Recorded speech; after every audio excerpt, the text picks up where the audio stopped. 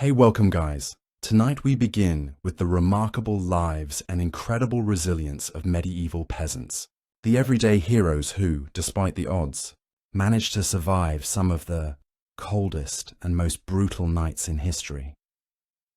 From makeshift insulation tricks to communal sleeping strategies, their story is one of grit, ingenuity, and determination. So before you get comfortable, take a moment to like the video and subscribe, but only if you genuinely enjoy what I do here. And let me know in the comments where you're tuning in from and what time it is for you. It's always fascinating to see who's joining us from around the world. Now, dim the lights. Maybe turn on a fan for that soft background, and let's ease into tonight's journey together. When you think of medieval life, you might imagine jousting knights, grand feasts and merry fairs. But for the average peasant, winter was less about merit and more about how do we not die tonight. It wasn't just a season. It was a test of endurance that came around every year like an especially cruel teacher who didn't believe in second chances. Picture this. You're living in a tiny mud and stick hut with walls so thin you could probably hear a bird sneeze from outside. No insulation, no windows, unless you count a small hole stuffed with animal skin, and definitely no thermostat wars with your siblings. The inside temperature of your home was usually just a polite couple of degrees above whatever the weather was doing outside. If it was freezing outdoors, it was politely slightly less freezing inside. Congratulations. Nights were the worst. Darkness swallowed everything. The wind howled like an angry ghost, and the fire in the hearth sputtered pathetically, doing its best, but mostly just roasting the toes of whoever was sitting closest. If you were on the other side of the room, sorry, you might as well have been camping outside with worse snacks. Clothing wasn't much help either. Peasants didn't own fancy fur coats or goose-down blankets. You had a couple of rough-spun wool tunics, maybe a cloak that smelled suspiciously of goat, and a hope that layering them would turn you into some kind of human onion spoiler. It didn't really work, and forget about snuggling under soft quilts. Beds were often nothing more than sacks stuffed with hay or straw, maybe with a few old rushes thrown in for good measure and bonus. Some fleas for extra company, luxury. Thy name is medieval peasant life. The cold wasn't just uncomfortable, it was dangerous. Frostbite, hypothermia, and general freezing to death were constant risks, especially for young children and the elderly. Every morning that you woke up still breathing was considered a minor miracle, and honestly worth celebrating, maybe with a slightly less frozen turnip for breakfast. So yes, surviving a medieval winter wasn't about comfort. It was about gritting your teeth, piling on every piece of cloth you owned, huddling with your livestock and praying you didn't wake up with icicles hanging off your eyebrows, and the real adventure it was just beginning if you think your apartment is drafty because the window doesn't close properly. Medieval peasants would like a word. Their homes weren't just drafty. They were basically very enthusiastic wind tunnels with a roof. Most peasant houses were what historians politely call we-and-dorm construction translation. Sticks crisscrossed like a giant basket, smeared with a charming mixture of mud, straw, and animal dung. Yes, dung. They weren't trying to be gross. Dung was a cheap, sticky insulator. Plus, it was always readily available, shall we say. These walls, no matter how lovingly smeared, didn't stand much chance against a proper winter storm. The cold wind found every crack, every gap, and gleefully danced its way into the one-room homes, swirling around and making sure you never got too comfortable. Privacy? Absolutely not. Warmth? Not really. Character building? Definitely. And then there were the roofs. Thatched roofs looked picturesque. Sure, but after a few months of rain and snow, they sagged, leaked, and occasionally let in the local wildlife. Nothing says pleasant evening like a squirrel dropping onto your dinner. Windows, if they existed at all, were laughably tiny and usually covered with thin animal, hides or wooden shutters. Glass was so expensive that even the lord of the manor probably couldn't afford more than a single tiny pane in Peasants. They were just happy if the wind didn't rip the cowhide right off the wall mid-blizzard. To make matters worse, floors were often just compacted dirt. When it rained or snowed heavily, mud seeped up through the ground, so technically you could say they had indoor water features. Not that they appreciated it. In winter, every step inside your own home could feel like trudging across a frozen marsh. Cold from below, cold from above, cold from inside. It was a three-dimensional assault on your body heat. But medieval peasants weren't the type to whine. They packed gaps with moss, jammed old rags into the worst drafts and huddled close to each other. Human insulation at its finest. Creativity, stubbornness, and a bit of sheep grease rubbed into the walls were often the only thing. Standing between them and becoming medieval popsicles, because if your house was falling apart and your best protection against the elements involved mud and goat hair, well, at least you could laugh about it. Sort of, if your teeth weren't chattering too hard. As if the freezing air wasn't enough, medieval peasants also had to battle a silent enemy rising from below the frozen ground itself. Floors weren't really floors back then. They were just slightly flatter patches of earth inside your home.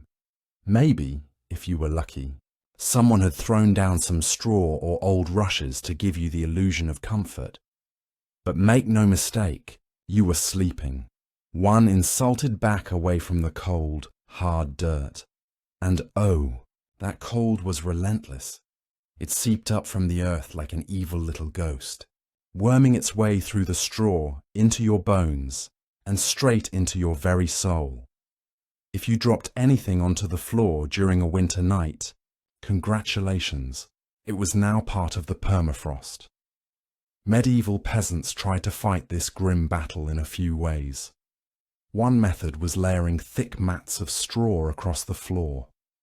If you could afford it, or more realistically, if you could steal enough of it from your neighbour's field without getting caught, you might have a decent insulating dot barrier. But straw flattened fast, got mouldy even faster, and added an extra crunchy soundtrack to your already miserable nights. Some homes layered dried rushes onto the dirt. Instead, every so often they would throw fresh rushes on top, without cleaning out the old ones. Over time, this created a fascinating ecosystem of decomposing plants, fleas, and whatever mystery creatures decided to move in. It was basically medieval carpet padding. If your carpet was alive, slightly damp and smelled like a wet dog, beds for those who had them didn't solve much. They were usually little more than wooden frames packed with, you guessed it, more straw or hay. Instead of cozy mattresses, you had poking, shifting crunchy layers that did little against the cold radiating from below.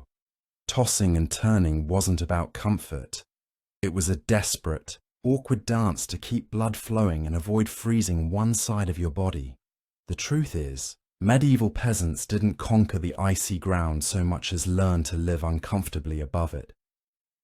A good night's sleep wasn't about dreams or softness. It was about waking up with all your toes still attached. And if you could pull that off, hey, you were doing better than most. If medieval homes had a single hero during winter, it wasn't the roof or the walls, or even the brave layers of dirt and dung insulation. It was the hearth, a crackling, stubborn fire pit that served as the only real defense against the cold, the darkness and the general gloom of medieval life. At the center of nearly every peasant home was a simple fire. No fireplace with a fancy stone mantel, no neat chimney sweeping the smoke skyward.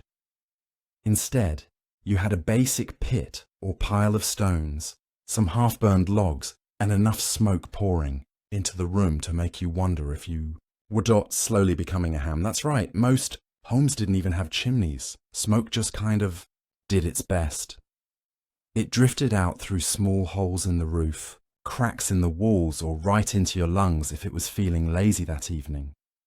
It wasn't ideal for breathing or your overall lifespan, but on the bright side, It did a great job of fumigating fleas and other unwanted guests. Who needs pest control when you're marinating in smoke 247? The hearth wasn't just about warmth either. It was the kitchen, the light source, and sometimes even the medieval version of a television. People sat around the fire telling stories, gossiping or just staring into the flames because, frankly, there wasn't much else to do after sunset. Keeping the fire alive wasn't just a nice idea, it was mandatory. Letting the fire die out at night was like putting up a sign for the cold to come in and finish you off. Plus, reigniting a fire in winter wasn't as easy as striking a match. You had to work with flint, steel, kindling and more prayers than you'd ever offered before. Everyone in the family had a duty, stoking the flames, watching the embers, adding peat sticks or, if you were lucky, a precious piece of dry wood. It was a constant battle between human persistence and the smothering cold that wanted nothing more than to snuff you out. The hearth didn't guarantee survival, but without it survival was downright impossible. It was a smoky, sputtering, often disappointing little fire. But in a medieval winter, it was the beating heart of hope. If there was one thing medieval peasants feared more than running out of ale, it was letting the fire go out overnight. Without that warm, flickering lifeline, the cold would creep in faster than a tax collector after harvest, and in the dead of winter. Restarting a fire from scratch wasn't just inconvenient, it could be deadly. Matches didn't exist, yet lighters dream on. Rekindling a fire meant striking flint and steel together, praying for a single precious spark, and then coddling that spark with tender love and whatever dry kindling you hadn't already burned days ago. Imagine trying to do all this in the freezing dark, half asleep, with frozen fingers.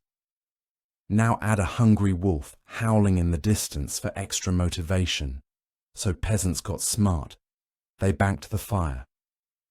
No, not in a cozy savings account. Banking meant carefully burying the embers under a mound of ash right before bed. The ash acted like a blanket, insulating the glowing coals and keeping them alive just barely until morning. If you did it right, you could stroll over at sunrise, poke the pile a little, add fresh wood and voila, fire without the frostbite. But if you did it wrong, well, let's just say mornings got a lot colder and a lot grumpier.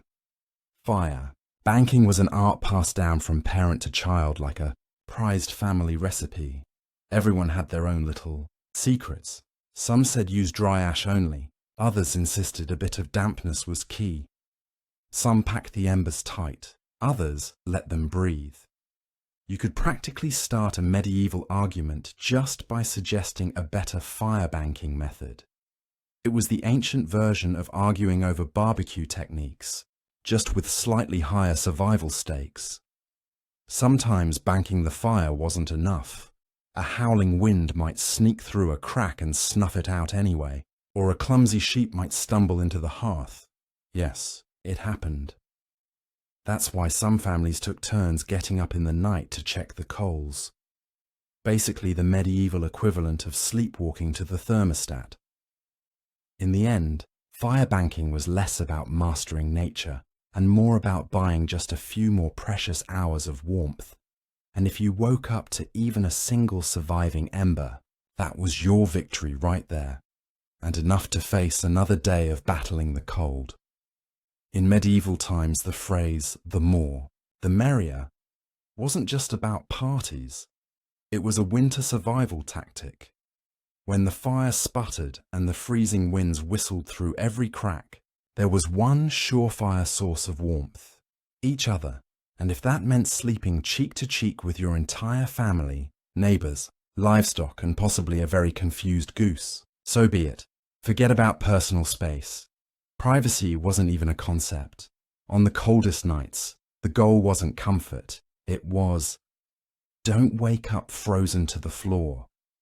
Entire households piled into the warmest corner of the house, wrapped in whatever scraps of cloth they could find, and formed what could best be described as a desperate, snoring human lasagna. Younger kids squeezed in between parents. Grandparents snuggled under the outer layers. And if Cousin Ethel showed up unexpectedly, well, there was always room for one more. If you were lucky, you got to sleep in the middle where body heat radiated from all sides. If you were unlucky, you were on the edge, the medieval equivalent of sleeping next to the door of a meat locker. And woe to the person who moved too much during the night. You shift once to get comfortable, and suddenly you've knocked Aunt Moore into the freezing draft by the wall. Congratulations, you're now the family villain. Sometimes even bedding was shared, a communal straw mattress that slowly flattened under the nightly weight of multiple generations. And because hygiene wasn't exactly winning any awards back then, let's just say it wasn't the most fragrant sleeping arrangement. But hey, when it's you versus frostbite, you stop being picky. Body heat wasn't just nice, it was strategic. Some medieval guides even recommended deliberately arranging the strongest, warmest people on the outside of the group, like human shields against the cold.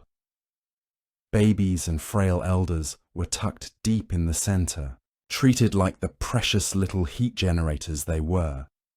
This wasn't just about survival, though over time it became part of daily life, part of family bonding.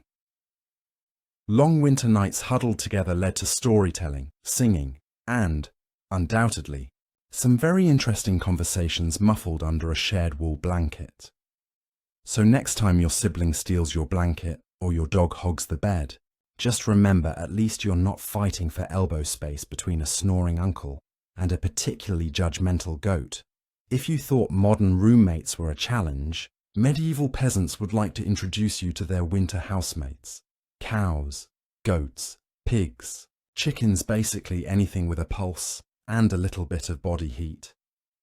Bringing animals indoors wasn't just a quirky village tradition, it was vital for survival. Livestock generated warmth, and in a poorly insulated heel where the wind howled louder than your stomach, every little degree mattered. Plus, if your goat shared a wall with you, it was slightly less likely to get stolen by a neighbor in the dead of night. 2 birds, 1 stinky stone. At night, the house became a chaotic living furnace. Chickens nested in corners, pigs snorted near the hearth, and cows lounged luxuriously against the walls, chewing cud like they paid rent. It wasn't glamorous, far from it. If you've ever been stuck in a car on a summer road trip with someone who forgot to shower, imagine that. But it's a cow, it's winter, and there's literally nowhere else to go. The smell's legendary. By springtime, the perfume of a shared winter was something fierce. You didn't need to light a candle. Your nostrils were already on a wild ride. But medieval peasants developed a selective nose. They didn't complain much because they knew one uncomfortable truth. The more animals inside, the fewer frozen toes. In the morning, certain animals even had prime spots. Cows, being the biggest and warmest, usually took center stage near the family. Goats were allowed closer in for their warmth.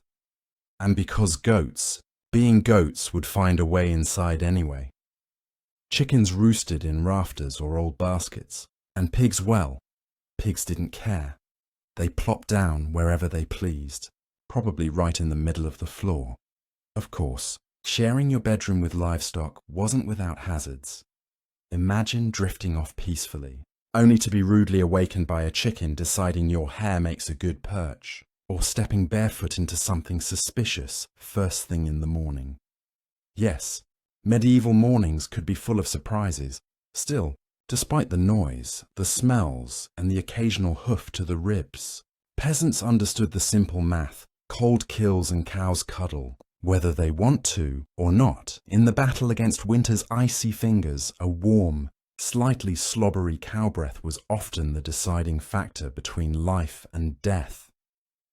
In medieval winters, fashion wasn't about looking good, it was about not dying.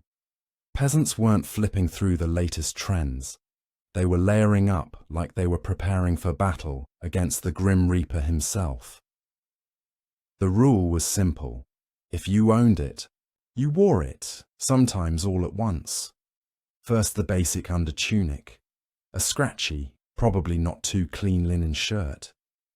Over that a thicker woolen tunic. Then another, if you had it. Add some leggings that sagged at the knees, a rough cloak draped over your shoulders, and, if you were really lucky, a patched-up sheepskin thrown on. Top like a prize. Trophy, congratulations, you are now approximately 10% warmer, and 90% itchier boots were a luxury. Many peasants wrapped their feet in layers of cloth or old rags and stuffed them into wooden clogs. If the cold still bit through, well, you just added another rag and hoped you didn't lose a toe and forget about washing all these layers. Washing your clothes in the middle of winter meant dragging them to a frozen stream, smashing through the ice, and then waiting 2 days for your only shirt to dry. If it didn't just freeze into a tragic shirt cycle, most peasants wisely decided that smelling like a mix of smoke, sweat, and sheep was a small price to pay for not freezing solid. Interestingly, the dirt and grease buildup had a bonus feature: insulation. That grimy layer locked in body heat. It was like a medieval Cortex jacket, just smellier and far less socially acceptable. Today, hats, scarves, and gloves were prized treasures. Simple woolen cap could mean the difference between making it through the night or waking up with hair frozen to the wall. Gloves were often homemade from whatever scraps of leather or fabric people could serge, sometimes looking more like sad puppet costumes than anything fashionable. Children were especially swaddled until they resembled overstuffed turnips waddling awkwardly around the house. The goal was to trap as much precious body heat as possible. Style, elegance, never heard of them. Warmth was the real medieval flex. So the next time you complain about layering up for a chilly day, just remember, medieval peasants walked around wearing half their wardrobe at once, looking like lumpy laundry bags and counting themselves lucky for it. In the medieval peasant playbook, dirt wasn't just something you scrubbed off. It was practically a survival tool, as it turns out. Getting grimy wasn't a sign you'd given up on life. It was tactical, strategic, dare we say, genius. See, winter posed a very specific problem: heat loss. Clean clothes, especially freshly laundered linen, were surprisingly terrible at keeping you warm. They were breathable, sure, but when the air temperature hovered somewhere between hypothermia and instant regret, breathable wasn't exactly a selling point. That's where dirt came in. As peasants trudged through day after day without washing their clothing, layers of grime, natural body oils, and good old-fashioned mud began to build up on their tunics, cloaks, and leggings. Over time, this natural armor clogged the tiny gaps in the fabric, making clothes more wind-resistant. It was like medieval weatherproofing, just smellier. Sure, you smelled like a goat who lost a bet, but guess what? You were warm. In fact, some medieval folks believed that washing yourself too often in winter could actually make you sick. Better to keep that protective holy filth barrier intact. Bathing was rare, laundry even rarer, and soap, when it existed, was reserved for serious occasions, like when the bishop showed up, or maybe right before you died. Adding to the strategy, peasants layered their clothes without changing the ones underneath. You just threw your new layer on top of last month's. Eventually, you became a walking museum of the past 6 weeks, every stain telling the heroic story of that one time I slipped in the mud but didn't die. To outside observers, medieval peasants might have looked and smelled like they had completely given up on hygiene, but the peasants knew better. That grimy, crusty tunic was a thermal shield against death by frostbite. It wasn't glamorous, but neither was freezing to death, because you wanted to smell like flowers. Besides, in a world where literally everyone stank to high heaven, you weren't offending anyone. Nose blindness was practically a way of life. So yes, in medieval winters, filth wasn't failure. It was fashion, it was function, and if you had a thick, greasy outer layer by February, you, my friend, were winning at life. If you thought medieval peasants spent their winters tucked into plush feather beds with embroidered quilts, think again. The reality was a bit more rustic, and by rustic I mean, let's sleep on a pile of dead plants and hope for the best. Beds in the medieval peasant world were usually a rough wooden frame, if you could afford one, covered with a big sack stuffed full of straw, hay, or old rushes. That's it. No memory foam, no orthopedic support, no five-star hotel experience, just a crunchy, lumpy, slightly pokey mess that smelled faintly of barnyard and regret. Every toss and turn in the night brought a delightful soundtrack of crinkling straw and the occasional sharp jab. From a rogue stalk, some peasants even skipped the wooden frame altogether and just threw the straw straight onto the dirt floor, creating a luxurious ground sleeping experience that modern influencers would probably rebrand as earth-connected slumber. The straw mattresses weren't just uncomfortable, they were temporary. Over time, the straw flattened, grew moldy, attracted bugs, and generally turned into a biological hazard zone. Changing the straw was a big event, usually done a few times a year if you were diligent, or whenever your bed started actively moving without your permission. Rushes were a popular alternative. These long grasses were spread thick on the floor, sometimes mixed with herbs like lavender or rosemary to mask the overwhelming odor livestock aroma of daily life. Fresh rushes smelled lovely for about a day.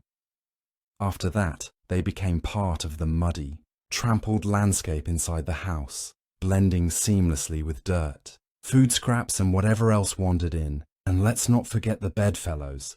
Fleas, lice and other charming critters loved straw bedding almost as much as the peasants did.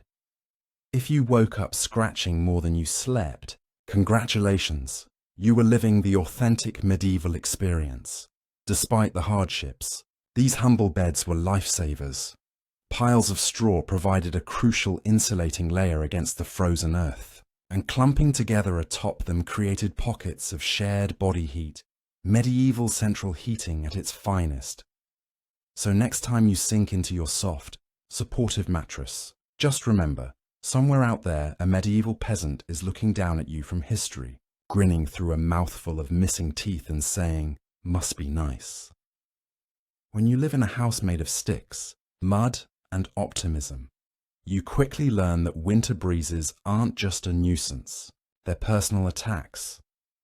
Medieval peasants didn't just fight the cold from the outside. They fought it from inside their own homes, armed with nothing but whatever they could cram into the cracks. And trust me, there were a lot of cracks. Walls warped, mud crumbled, thatch sagged. The cold seemed to find new places to sneak in every night. Like a mischievous poltergeist with a grudge, sealing up the house became an art form. Peasants stuffed gaps with moss, straw, scraps of old cloth, bundles of dry grass, and sometimes even animal hair. If it was soft, squishy, or vaguely insulating, it was jammed into a hole somewhere. Some particularly determined souls sorbed extra layers of mud and dung over the outside of their walls as an annual winter project. Imagine standing there in freezing weather, slapping cold manure onto your own house while muttering, "This is fine, this is luxury," because in a way it was. Roof leaks were another battlefield. Thatch, while cheap and plentiful, wasn't exactly waterproof, especially after a few seasons of rain and snow. Peasants would plug holes in the roof with spare bits of cloth, bundles of reeds, or, in moments of true desperation, chunks of turf stolen from the nearest field. Every home eventually started to look like a slightly sad patchwork quilt made by someone who gave up halfway through doors. Windows.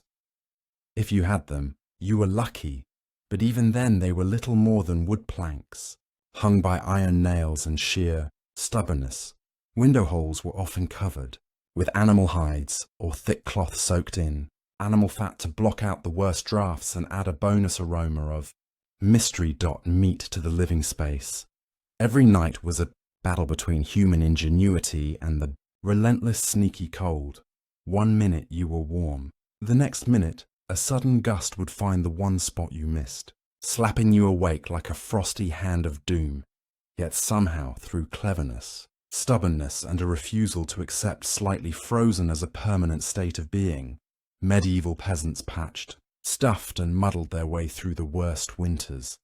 Nature could throw at them one muddy handful at a time, when the cold bites hard enough to keep you awake at night. Medieval peasants had a solution. Don't even try to pretend everyone's sleeping at once. Instead, they developed a survival strategy that today would make any military commander proud: sleeping in shifts. It wasn't some grand organized system with whistles and roll calls. It was far simpler and much more desperate. Half the household stayed awake tending to the fire and patching up stray drafts, while the other half curled up under threadbare blankets and hay trying to catch a few precious hours of half-frozen sleep. The fire needed constant attention. Left alone, it would die down, and restarting it, remember, was about as easy as getting a stubborn donkey to dance. So someone had to be on ember patrol. And since no one wanted to get up once they were finally warmish, families rotated shifts. You dozed for a few hours, got elbowed awake, then stumbled over to the hearth to poke, prod and curse the fire back to life, while trying not to step on a goat. The rotation wasn't glamorous. There were no night vision goggles, no late night snacks, and certainly no 5 more minutes snooze buttons, just stiff joints, heavy eyelids, and a growing resentment toward whoever snored loudest during your shift. Children old enough to hold a stick were pressed into service learning early that, in winter, everyone pulled their weight or froze trying. Grandparents sometimes stayed by the fire longer, both because of their experience and, frankly, because arthritis made lying down and getting up again a monumental event. And when it was your turn to sleep, good luck, with people moving about, animals rustling, wind battering the walls, and the occasional sharp nudge from a sibling who accidentally rolled over too hard. Getting quality rest was a miracle. Yet, despite the exhaustion, the system worked. Sleeping in shifts meant that there was always a set of eyes and cold, begrudging hands ready to keep the hearth alive. The embers survived and, by extension, so did the family. So next time you grumble about waking up to adjust the thermostat or let the cat out, spare a thought for the medieval peasants squinting into a smoking fire at 3 a.m, wondering if toes were really that important after all. You know it's cold when you have to think about how you breathe just to stay alive.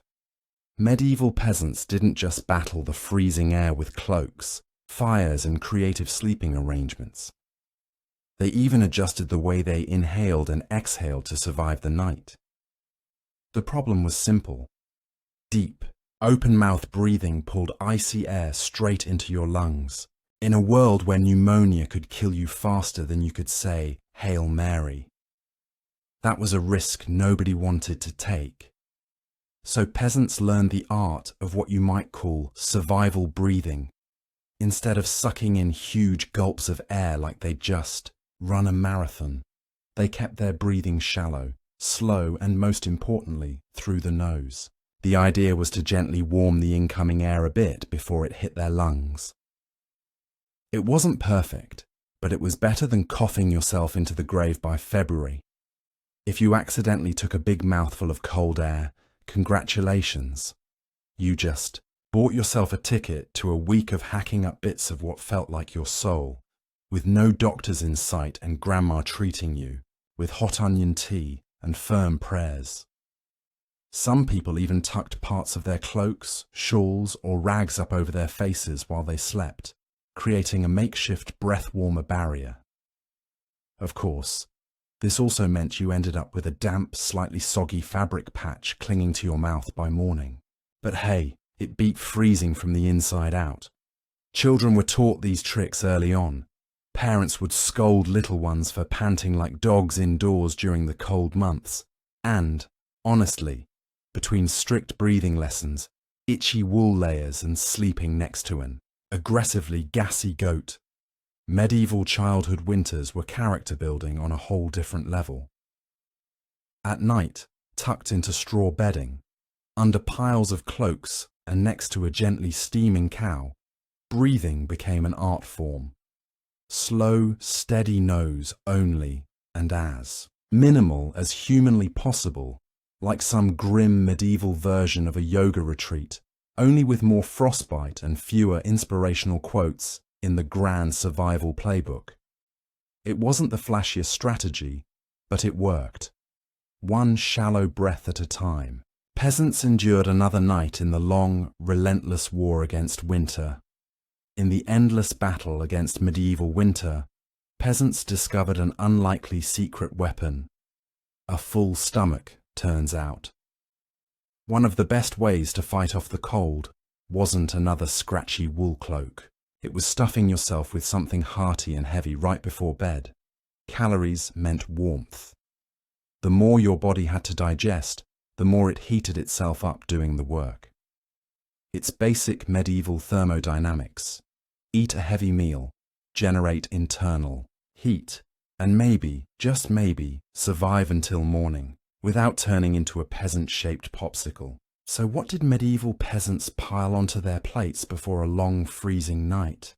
Think thick stews heavy with root vegetables like turnips, onions, and parsnips. Grains were lifesavers too.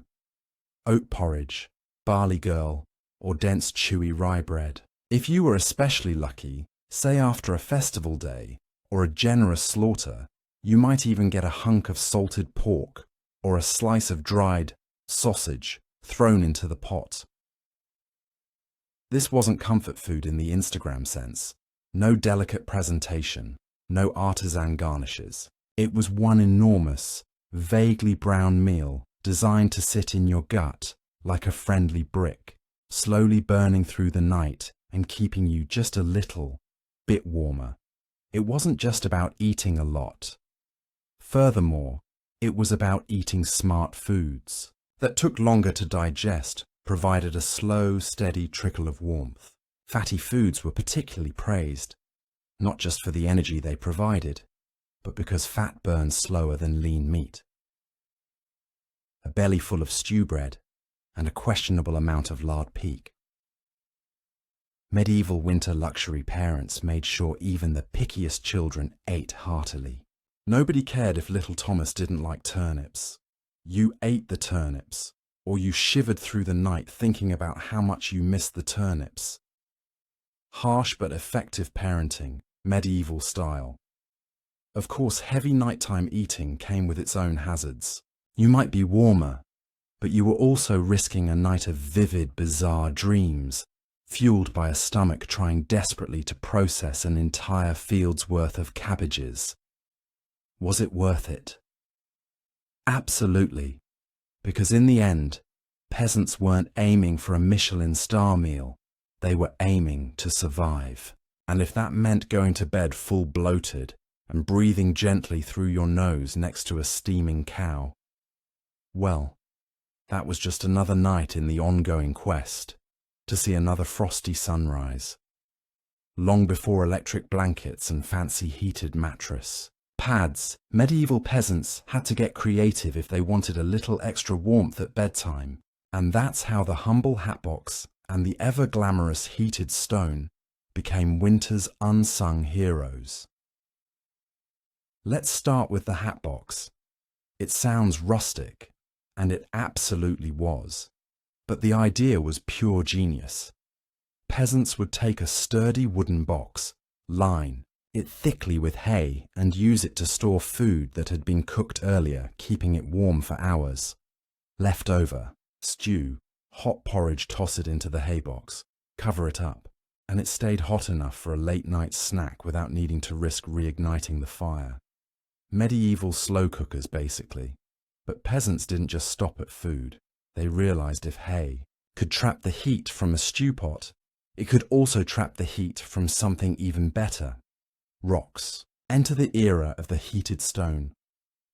Before heading to bed, someone, probably whichever unlucky child lost the family argument, would grab a flat stone and chuck it into the heart of the hearth fire. After roasting it until it was nearly too hot to touch a fine line between helpful and third-degree burn, they'd fish it out using a stick or some old tongs. The stone, still radiating blissful warmth, would be carefully wrapped in rags, tucked into an old piece of cloth or jammed into a clay pot, then slipped under. The hay in the mattress or down, at the foot of the bed, a medieval heating pad ready to do battle against the frozen earth. Of course there were risks. If you didn't wrap the stone properly, congratulations. You now had a small, localized house fire. And if you dropped it on your foot, well, let's just say, winter injuries weren't always caused by slipping on ice, but when everything went right, that stone provided precious, comforting warmth that could last for hours. It wasn't luxurious, but when you lived in a half-frozen hut, luxury was defined as not waking up with icicles dangling from your nose. In the grand arsenal of medieval winter survival, a hot rock tucked into some hay might not sound glamorous, but for peasants clinging to whatever heat they could find, it was a tiny miracle. In a medieval peasant's home, the hearth wasn't just where you cooked dinner. It was practically a family member, a temperamental, smoky, sometimes uncooperative family member, sure, but still absolutely essential to survival, especially when it came time to sleep. The closer you were to the fire, the better your odds of waking up. Unfrozen, that meant sleeping arrangements were less about personal preference and more about strategic positioning. Infants, the elderly, and anyone sick or frail got first dibs on prime real estate. Parents, older kids, and sturdier adults fanned out from there like human insulation layers. Being assigned a spot close to the fire wasn't just kindness. It was basic survival math. Babies were fragile heat generators, and elders were precious repositories of family knowledge and, let's be honest, the best gossip. Protecting them with prime warmth was non-negotiable, but it wasn't all cozy, toasting by the flames too close, and you risked waking up with your hair singed or your cloak smouldering suspiciously. Too far, and you were basically camping in an icebox. It was a delicate dance. Stay near enough to bask in the fire's glow, but not so near that you had to explain to your neighbour why you now looked like a half-cooked roast. The fire also didn't spread warmth evenly. It mostly roasted the people, directly in front of it, while everyone else fought over the narrow cone of heat, like cold lizards jostling for a sunbeam. If you were lucky enough to fall asleep facing the fire, you might have one blissfully warm side, and one side frozen so solid you could probably knock on it. Pets and livestock, of course, muscled in too. A dog might wedge itself between you and the firetail, wagging dangerously close to open flame. Chickens, sometimes perched perilously on hearthstones, clucking softly into the night like tiny feathery guardians of warmth. Every crackle of the logs, every shift of glowing embers was a tiny promise. You're still alive. You're still warm for now. And so, peasants drifted into uneasy sleep, lulled by the fire's pops and hisses, each breath forming small clouds in the frigid air beyond the fire's fragile circle. It wasn't perfect, it wasn't comfortable, but it was life, clinging to warmth by a thread of glowing coals. In the medieval world, no one survived winter alone, unless they wanted to become a very stylish frozen statue by January. Survival wasn't just a family affair, it was a village project, a messy, muddy, loud collaboration where everyone's warmth and life depended on everyone else. The peasants knew that in the dead of winter, a strong fire and a pile of hay could only do so much. If your neighbour's house went dark, you noticed if the smoke from old Tom's hearth suddenly stopped curling into the sky.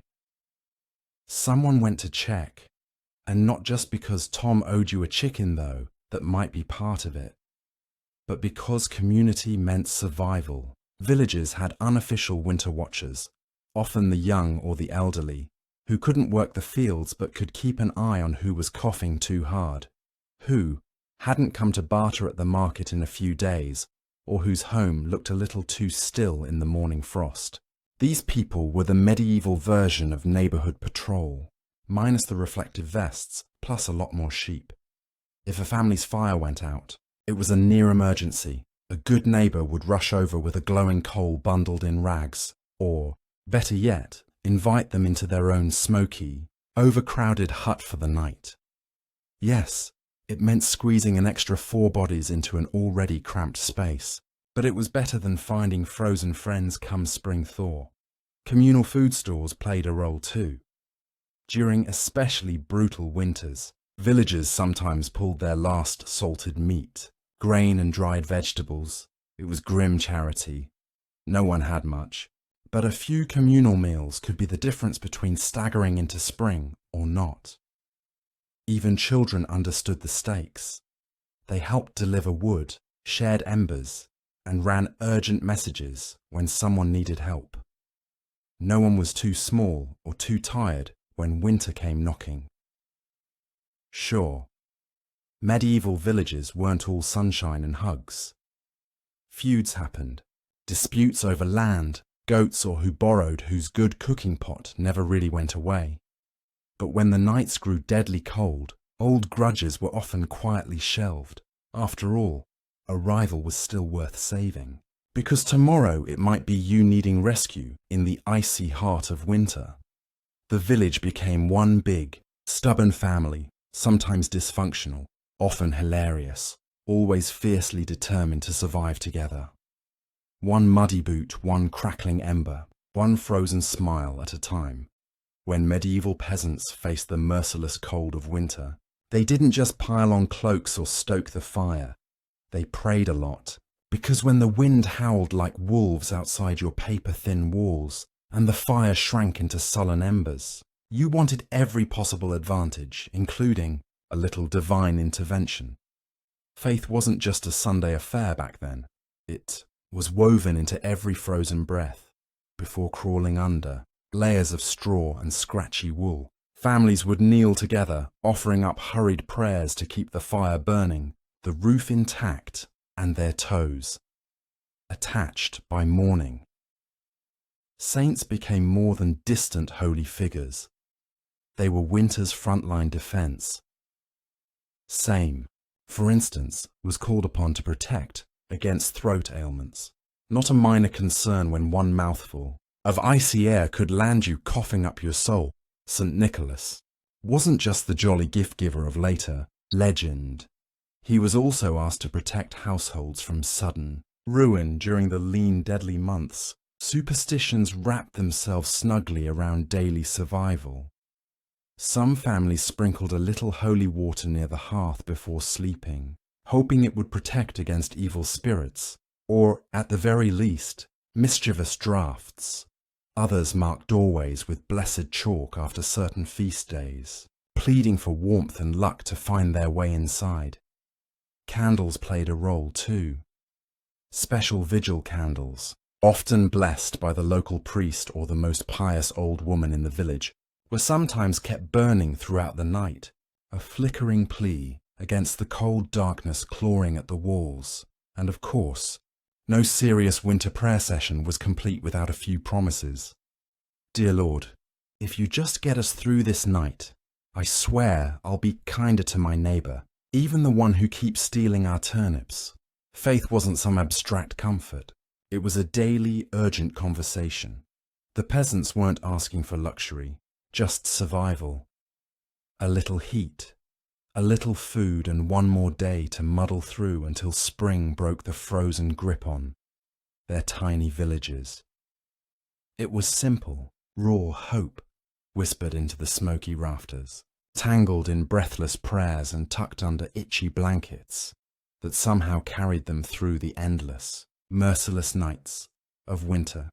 For all the ingenuity, prayers and stubbornness medieval peasants threw at winter, The truth was chilling. Sometimes it wasn't enough. And when winter won, it didn't just take a few unlucky souls. It took entire families, whole villages, vanishing them into silence beneath a heavy shroud of snow and ice. Some winters were particularly cruel, like the infamous Great Famine Winter of 1315, when rains destroyed crops, livestock starved, and freezing temperatures turned an already brutal existence into a slow, grinding disaster. People were so desperate that stories whispered of eating shoe, leather, bark, and in the most horrifying cases, each other. Failure to keep the fire alive wasn't just an inconvenience. It was often a death sentence. Without the hearth's meager warmth, families huddled together for the final time. Neighbors would sometimes stumble across whole households in spring, bodies still locked in one another's frozen embrace, as if trying to share just a little more heat. Until the very end, houses themselves could collapse under the weight of heavy snow or battering ice storms. A roof giving way in the middle of a frozen night wasn't just catastrophic, it was often fatal. Dragging yourself through thigh-deep snow to beg shelter from neighbors wasn't a guarantee either, especially if those neighbors were already stretched to the breaking point. Disease loved the cold too. Starvation weakened the body and cramped. Smoky homes turned into breeding grounds for pneumonia, bronchitis, and other deadly infections. A simple cough in December could easily be a funeral by January.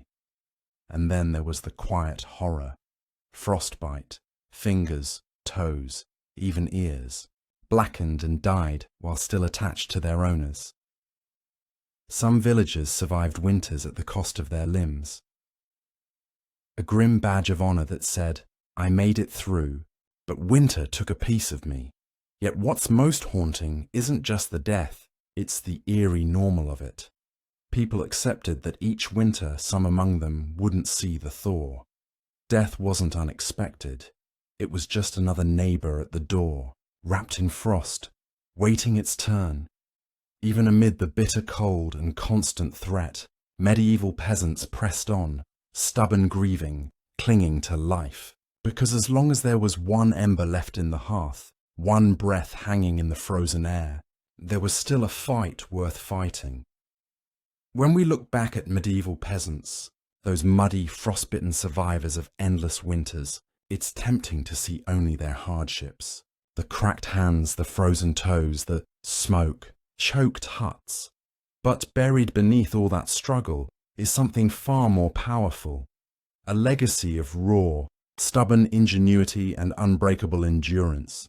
They didn't have central heating, thermal jackets, or cozy memory foam mattresses. They didn't even have the luxury of assuming they'd survive until spring.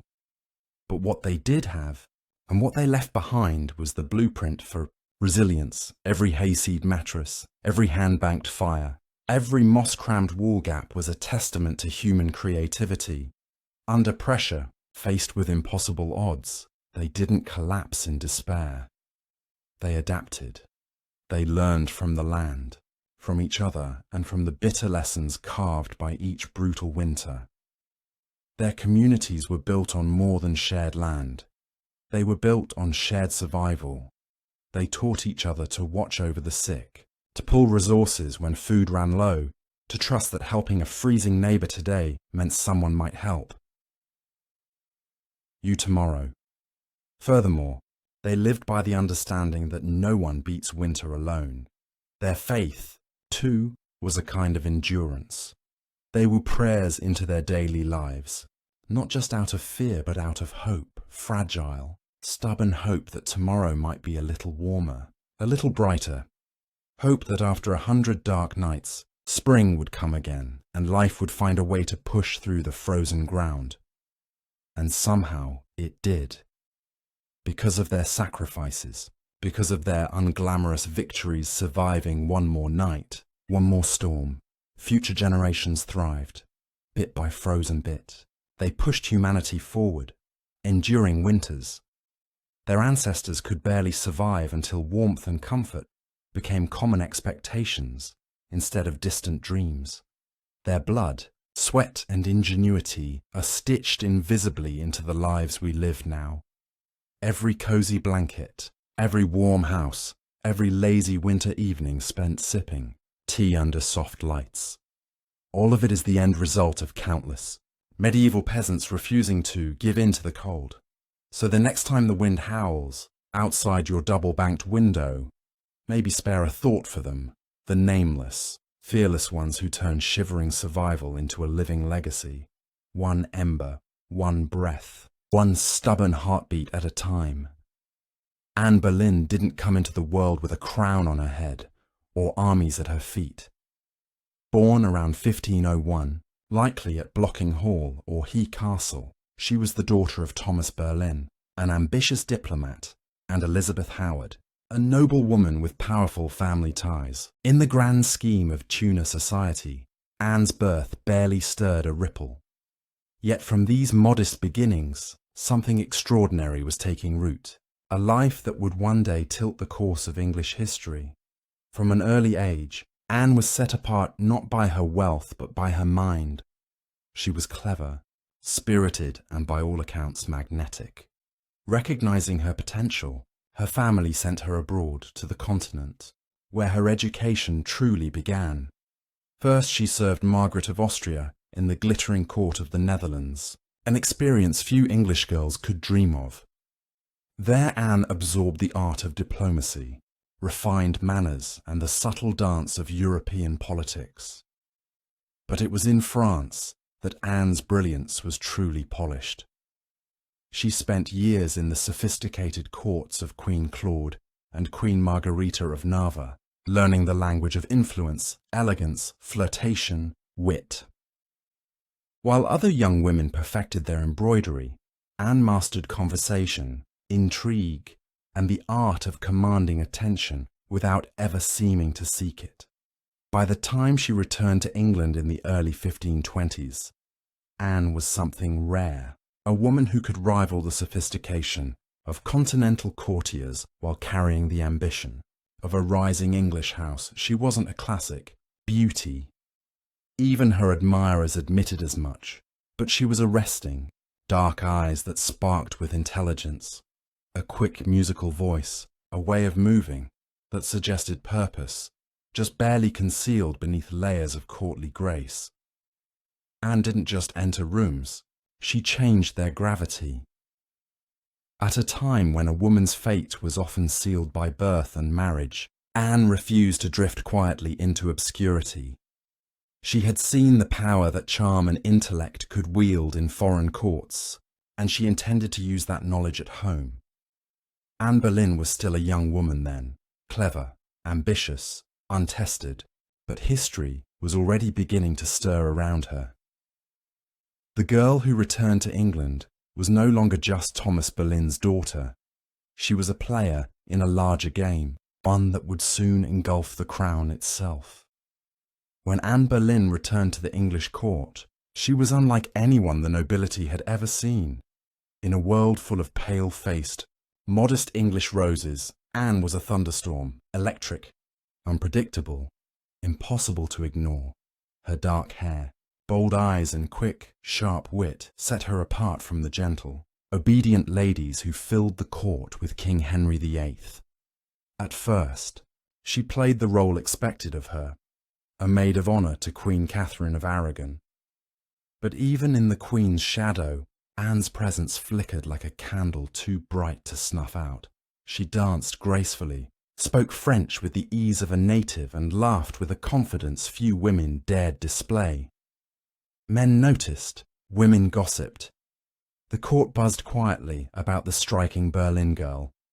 It wasn't long before she caught the most dangerous attention of all. The king himself, Henry VIII, was no stranger to flirtation. His court was a playground of whispered promises and secret liaison, but Anne was different. She didn't swoon at his compliments or fall eagerly into his arms like so many others. Had she teased, she challenged, she refused. Henry, a man used to instant adoration, was captivated. The more Anne held him at arm's length, the deeper he fell. Letters passed between them, filled with declarations of love, frustration, longing. Henry offered her the role of royal mistress, the most powerful unofficial position at court. Anne astonishingly said no.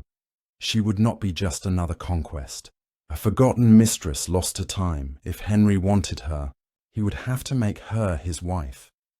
It was a gamble so audacious that it stunned the court. After all, the king was already married.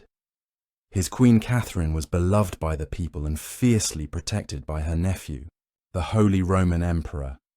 The church itself would have to be defied for Henry to claim Anne, but Anne didn't flinch. She had lived in the courts of Europe, where queens wielded soft power from behind lace fans and painted smiles. She knew ambition was a dangerous game, but it was a game she intended to win. Standing in the candle-lit halls of the English court, Anne Boleyn made her choice not to be merely admired, but to change her destiny and England's forever. What began as an intense flirtation between King Henry VIII and Anne Boleyn soon spiraled into a national crisis. Henry wasn't merely besotted, he was obsessed. And in his obsession, he was willing to tear apart everything England had known for centuries.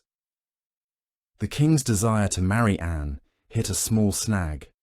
Namely, he was already married to Queen Catherine of Aragon. Catherine, dignified and resilient, refused to quietly step aside. She had been Henry's faithful wife for 2 decades, and in the eyes of God and the English people, she was the rightful queen. Divorce wasn't just scandalous, it was almost unthinkable, but Henry was determined. He convinced himself, and tried to convince everyone else, that his marriage to Catherine was cursed because she had once been married to his brother, Arthur. Never mind that the Pope had granted special permission for their union years ago. Henry now insisted that his soul was damned unless he enabled the marriage. Anne, for her part, knew better than to appear too eager. She kept herself just out of reach, alternately encouraging Henry's hopes and maintaining her distance. Every glance, every word was measured. She wasn't merely aiming for marriage, she was positioning herself to become Queen of England. The court erupted into whispers and factions. Some noble families eagerly courted Anne's favour. Seeing the winds of power shifting, others clung fiercely to Queen Catherine, horrified at the idea of Anne replacing her. Diplomats wrote desperate letters back to Rome. Foreign monarchs threatened retaliation. Henry's own advisers shifted uneasily, sensing the ground trembling beneath their feet. As months turned into years, Henry's frustration grew. He bombarded the Pope with petitions, maneuvered his lawyers into finding loopholes, and slowly began to realize that the Church would not bend easily. Catherine had powerful allies, including her nephew, Emperor Charles Vere, the most powerful man in Europe. Still, Henry pressed on, defying advice, tradition, and increasingly, the law itself. His courtship with Anne had become something far greater than personal desire. It was now a challenge to the very structure of England's political and religious life. Anne wasn't just capturing a king's heart, she was dragging an entire kingdom into uncharted waters. Dangerous game had begun, and there could be no turning back after nearly 7 agonizing years of manoeuvring, scandal, and diplomatic chaos. Anne Boleyn's gamble paid off. In January 1533, she secretly married Henry VIII. A bold move, given that he was still technically married to Catherine of Aragon in the eyes of the Pope and much of Europe. By June, Anne was crowned Queen of England in a lavish ceremony at Westminster Abbey. It should have been the crowning moment of her life, but the atmosphere was far from universally joyful. The people of London watched with weary eyes. Some cheered, others muttered prayers for Queen Catherine. Many wondered if this new queen, with her French manners and daring spirit, was a blessing or a curse. Anne entered her queenship not as a beloved figure, but as a storm. Unlike Catherine, who embodied traditional English values of humility and piety, Anne was dazzling, provocative, and politically savvy. She wore bold colours, commanded the court with sharp intelligence and made powerful enemies with breathtaking speed. Her position, while seemingly secure, was also terrifyingly precarious. Everything rested on one thing: providing Henry with a male heir. Anne knew this as keenly as anyone. She was not merely Henry's lover anymore, she was the hope of a dynasty. Early in her pregnancy, Anne and Henry were elated, certain the child would be a boy. But in September 1533, Anne gave birth to a daughter, Elizabeth. To Anne's credit, she masked her crushing disappointment with grace, insisting the next child would surely be a son. Henry, however, was less composed. His eyes, once full of adoration, now flickered with doubt. Still, for a time, Anne's star burned brightly. She reshaped the English court in her image, elevating her family to unprecedented heights and becoming the first queen in English history crowned, with the sacred oil usually reserved for kings. Her influence was vast. Foreign ambassadors sought her favour. Couriers reshuffled alliances to be in her good graces. The once obedient Henry began moving England officially away from Rome, creating the Church of England with himself at its head, all so that Anne's crown could not be questioned. Yet even in her triumph, dark clouds gathered. Friends whispered behind their hands, rivals circled waiting, and Henry, fickle and restless, was already beginning to look beyond the brilliant woman who had rewritten the kingdom for him. Anne had won the throne, but keeping it would demand more than charm, ambition, or even love. Anne Boleyn had climbed higher than almost any woman of her time, but the higher you rise, the harder the fall. Almost from the moment she placed the crown on her head, the cracks in her world began to show. At the heart of Anne's struggles was the pressure to produce a male heir. Her first child, Elizabeth, though bright and healthy, was not the son Henry Wythe had hung his dynastic hopes upon, and the clock was ticking. Anne suffered multiple pregnancies in quick succession, but heartbreak followed. Miscarriages that left her physically weakened and emotionally battered. Each lost child chipped away at the foundation she had built. Henry, once passionately devoted, began to pull away, his disappointment carving rifts between them. Anne, never one to suffer in silence, argued, demanded, fought to keep her place. But Henry, a man who prized obedience as much as beauty, grew tired of her sharpness, her defiance, the very fire that had once drawn him in. Outside the royal chambers, enemies were gathering like wolves. Many nobles who had tolerated Anne's rise with gritted teeth now openly schemed for her downfall. Catherine of Aragon's supporters never forgave Anne for what they saw as theft and sacrilege. Even commoners whispered against her, calling her the Great Say, blaming her for the schism with Rome and the heavy-handed changes that followed. And then came Jane Seymour, quiet, demure everything. Anne was not. Jane captured Henry's wandering attention just as Anne's influence began to wane. Where Anne had dazzled him with brilliance and challenge, Jane offered soothing compliance. It was a dangerous shift, and Anne, perceptive as ever, saw it happening. She tried to reclaim her position, lavishing attention on Henry, promising more sons, begging for patience. But the king, ever fickle, had already begun imagining life without the woman for whom he had once torn a kingdom apart. Anne's political enemies, including Thomas Cromwell, once her ally, sensed the changing tide. They began laying the groundwork for a campaign of destruction, quietly gathering accusations, rumours, and witnesses. The woman who had played the dangerous game of ambition so masterfully was now losing ground. Anne had won her crown through cunning and courage, but in the brutal, shifting world of Henry's court, past victories meant little. Only fresh success mattered, and Anne's enemies were sharpening their knives. The queen who had shattered a kingdom would soon see how quickly a kingdom could shatter her. Anne Boleyn's enemies didn't attack her with armies or swords. They came with whispers, secrets, and carefully sharpened lies. In the back rooms of court, Betrayal was brewing, silent, patient, deadly. Thomas Cromwell, once Anne's greatest ally in the English Reformation, had turned against her. Their alliance had been built on mutual ambition, but now their interests clashed. Anne wanted reforms to help the poor and limit the power of greedy nobles. Cromwell wanted stability, favour with Henry, and no interference. Anne's boldness had made her dangerous, and in Henry's fickle heart, love had curdled into irritation, suspicion, and cold detachment. Anne had few true friends left. Even her charm, once her greatest weapon, now grated against the court's hunger for a gentler, more pliable queen. And Jane Seymour, quiet and calculating, waited, just out of sight.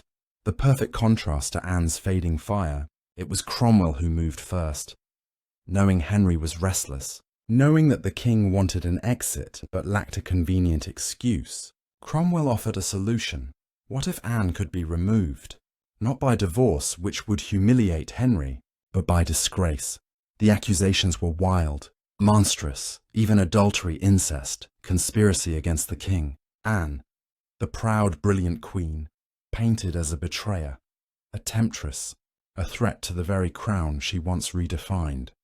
Cromwell carefully gathered evidence, coaxing confessions under torture, twisting courtly flirtations into damning testimony.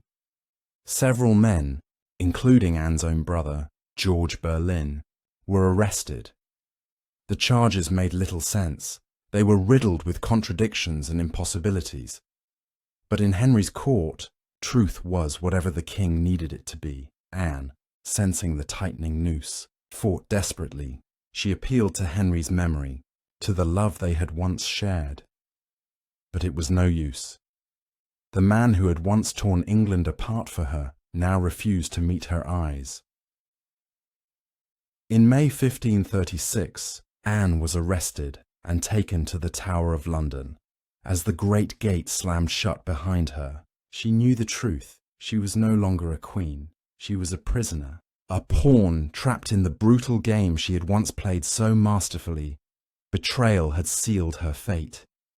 And now, alone in the tower, Anne Boleyn waited for the final move. Anne Boleyn stood in the great hall of the Tower of London, facing a tribunal of nobles, many of whom owed their very titles and fortunes to her. Rise. Now they sat in judgment, cold and watchful, prepared to erase the woman who had once changed the destiny of England. The charges against her were shocking. Adultery with multiple men, including her own brother, George Boleyn, high treason, conspiracy against the king. In another world, such accusations against a queen would have been unthinkable. But here now, they were simply theatre, a grim performance designed to give Henry VII exactly what he wanted: Anne's downfall. Wrapped in a thin veil of legality, Anne defended herself with the same fire that had once won Henry's heart. She denied every accusation with intelligence, precision, and an unwavering composure that astonished even her enemies. She reminded them that she had been crowned with sacred oil, chosen by God and anointed as Queen of England. Furthermore, she reminded them of her loyalty, her sacrifices, her love. But it was all for nothing. The verdict had been decided long before Anne set foot in the courtroom. The trial was a spectacle for the court and for the people, a public unmaking of a once unbreakable woman. Witness after witness, many coerced or bribed, spoke damning words. Dates and places contradicted each other. Evidence was flimsy, when it existed at all. But the truth was irrelevant. Now Anne was found guilty. Her brother, George, and the other men accused with her were sentenced to death as well. Anne would be executed by beheading, a merciful sentence compared to the usual traitor's death of hanging, drawing and quartering. When the verdict was read and did not break, she stood tall, her face pale, but her spirit fiercely intact.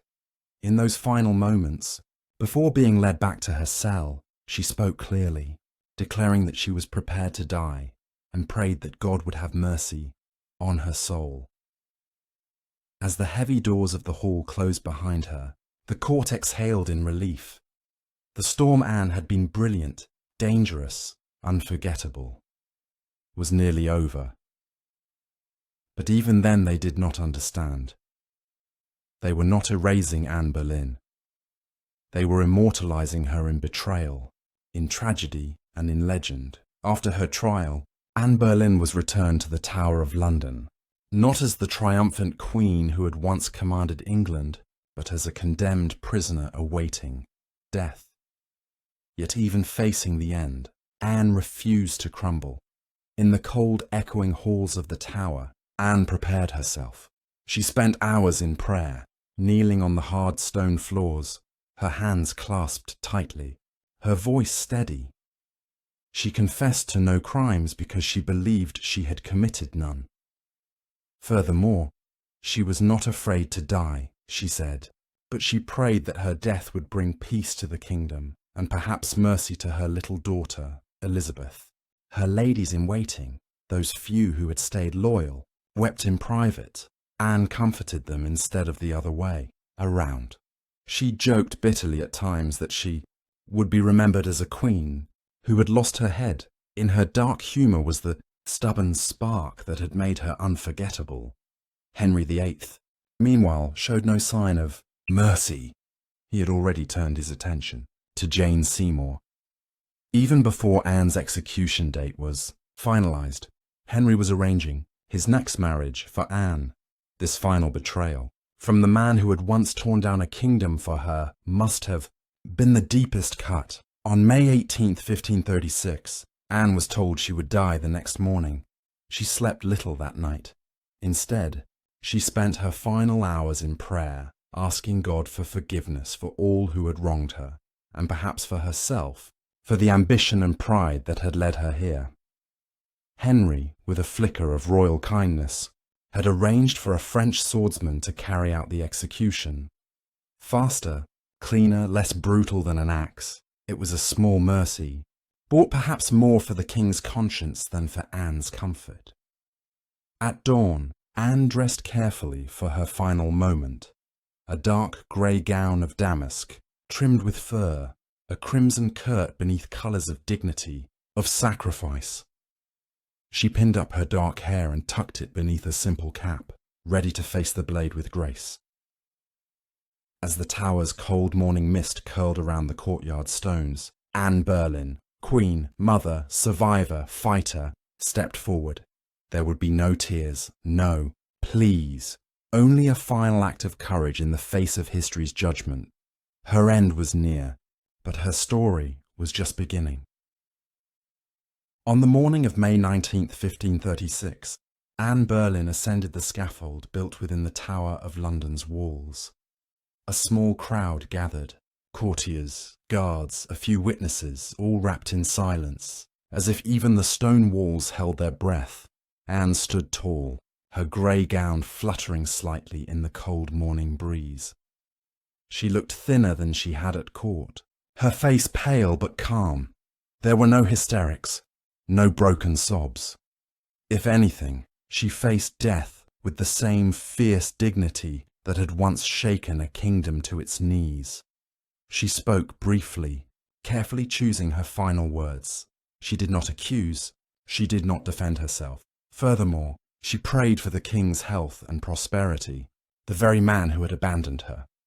In those final moments, Anne offered the world not a confession, but forgiveness. Her courage stunned even those who had come to see her fall. The French executioner, brought specially to ensure a swift death, stepped forward. Anne knelt upright, her hands folded in prayer, her eyes lifted toward the heavens. A small white cloth was tied around her eyes. She remained still. The sword flashed once, silent, swift, and Anne Boleyn, queen, mother, history maker, was no more. She was buried quickly in an unmarked grave within the tower grounds, laid to rest in an arrow chest because no proper coffin had been prepared for her. A queen once crowned in gold, now left to vanish without ceremony. Yet Anne's story didn't end in that cold grave. her daughter, Elizabeth, the child whose birth had once disappointed a king, would rise to become one of the greatest monarchs in English history. Elizabeth I, the Virgin Queen whose reign would see the flowering of English art, power and global influence. A queen who inherited her mother's fierce spirit, sharp mind and unyielding resilience. Anne Boleyn changed the course of England forever. Her ambition helped trigger the break with Rome and the birth of the Church of England. Her fall showed the world that even queens could be cast aside. Yet through her blood, through Elizabeth, Anne's legacy blazed brighter than any crown she had worn in life.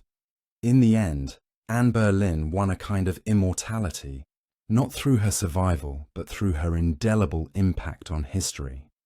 By the early 1770s, the American colonies simmered like a pot left too long over a roaring fire. The relationship with Britain, once seen as the proud mother country, had soured into resentment, suspicion and growing fury. It hadn't started with tea. Years earlier, the Stamp Act had enraged colonists by placing taxes on everything from newspapers to playing cards. That was followed by the Townshend Acts taxing essentials like paper, glass and paint. Each new law, passed thousands of miles away by a parliament in which the colonists had no representation, was like another spark landing in dry brush. At first, the anger showed itself in polite petitions and fiery pamphlets. Colonial assemblies drafted formal protests. Merchants organized boycott.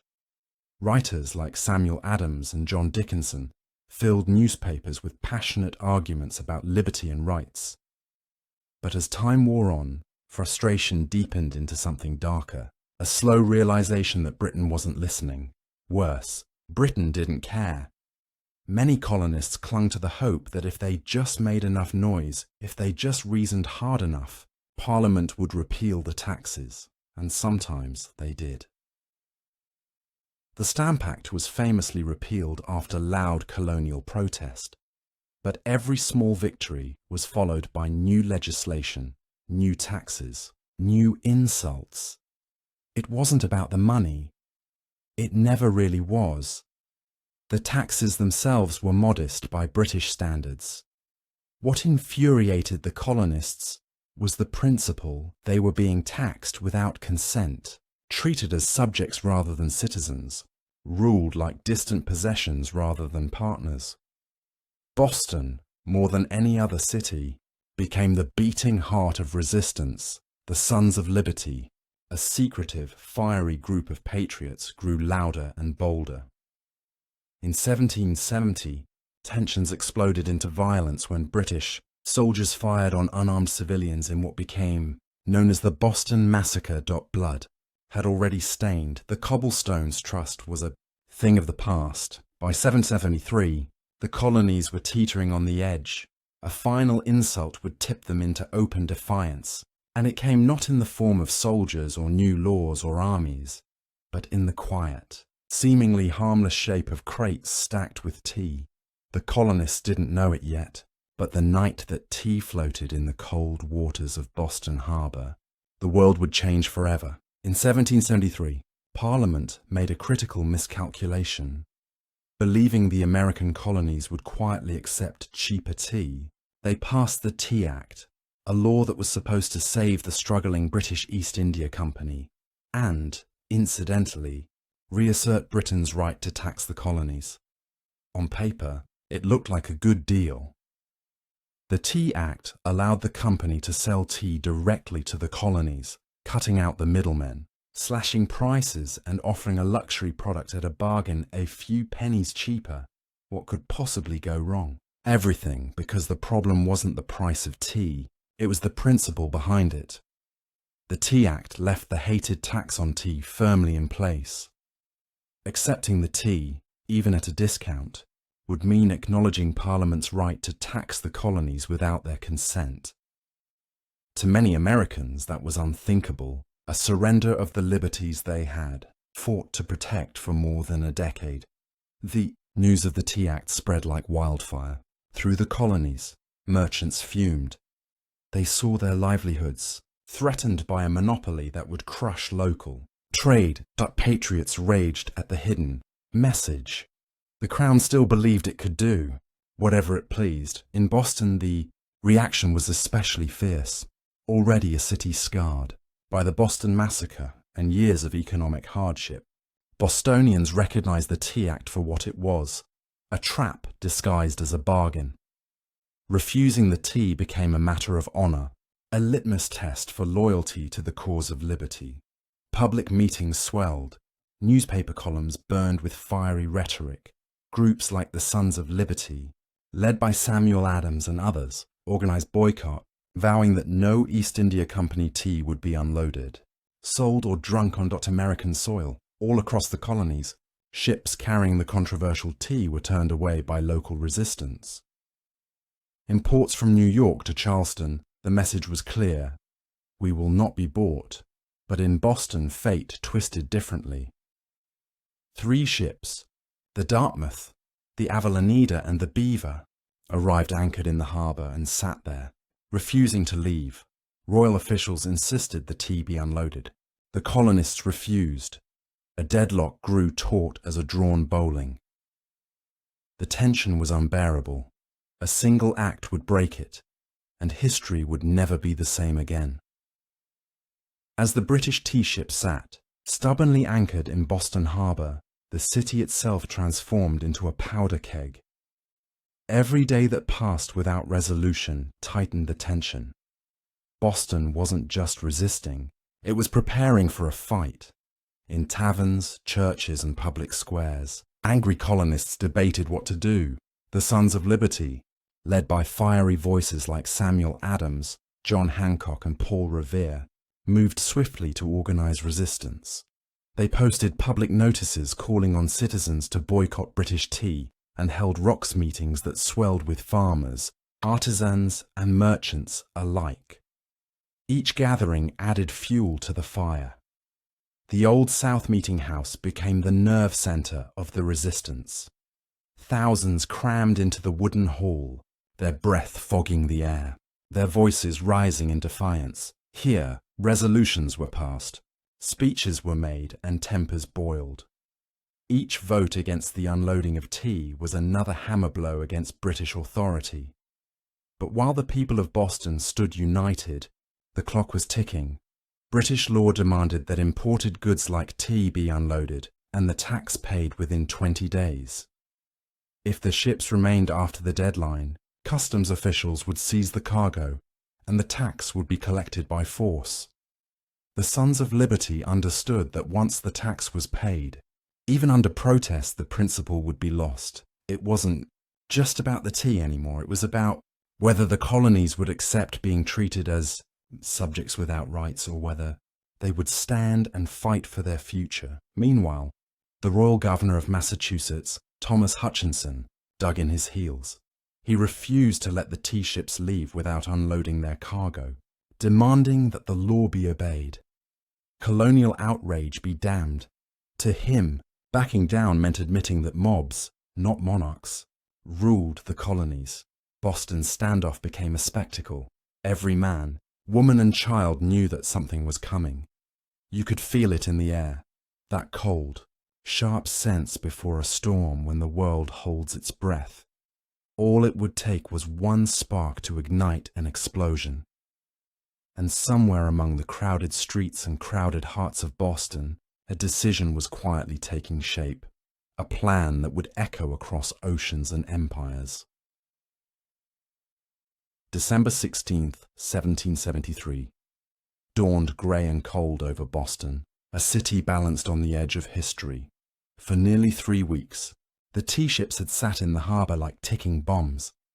Now the final deadline had arrived. According to British law, the tea had to be unloaded and the tax paid within 20 days of a ship's arrival. If it wasn't, customs officials could seize the cargo and British troops could be called in to enforce the law. Everyone knew it. Everyone knew what was at stake.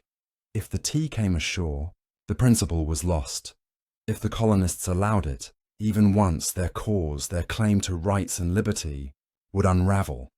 That morning, Thousands of Bostonians and nearby colonists packed into the Old South Meeting House, the largest building in town.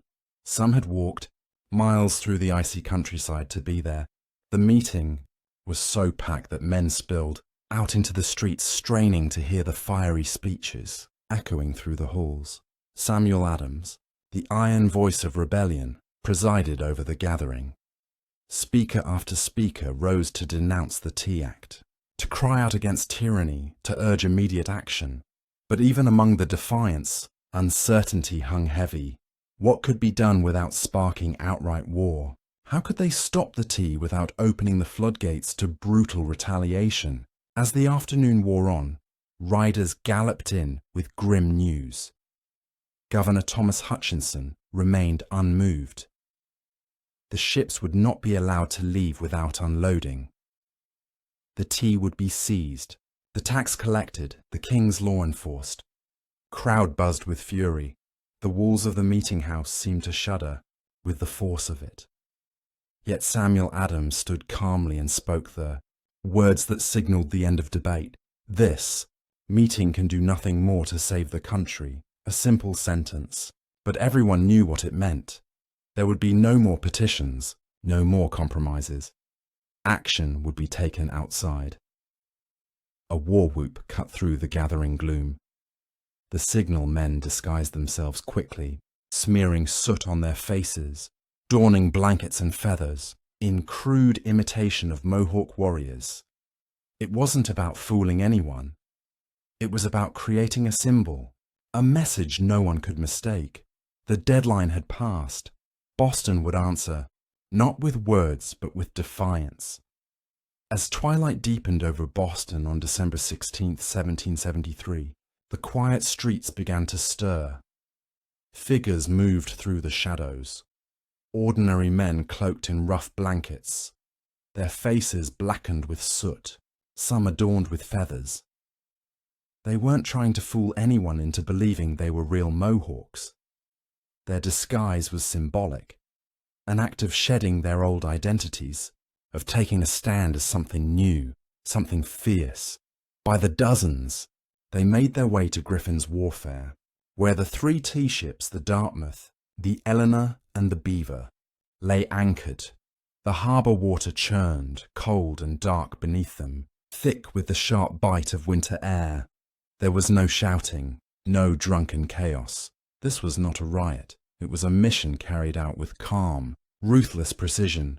Armed with hatchets and clubs, the disguised colonists swarmed the ships, overwhelming the few crew members still aboard. No harm came to the sailors.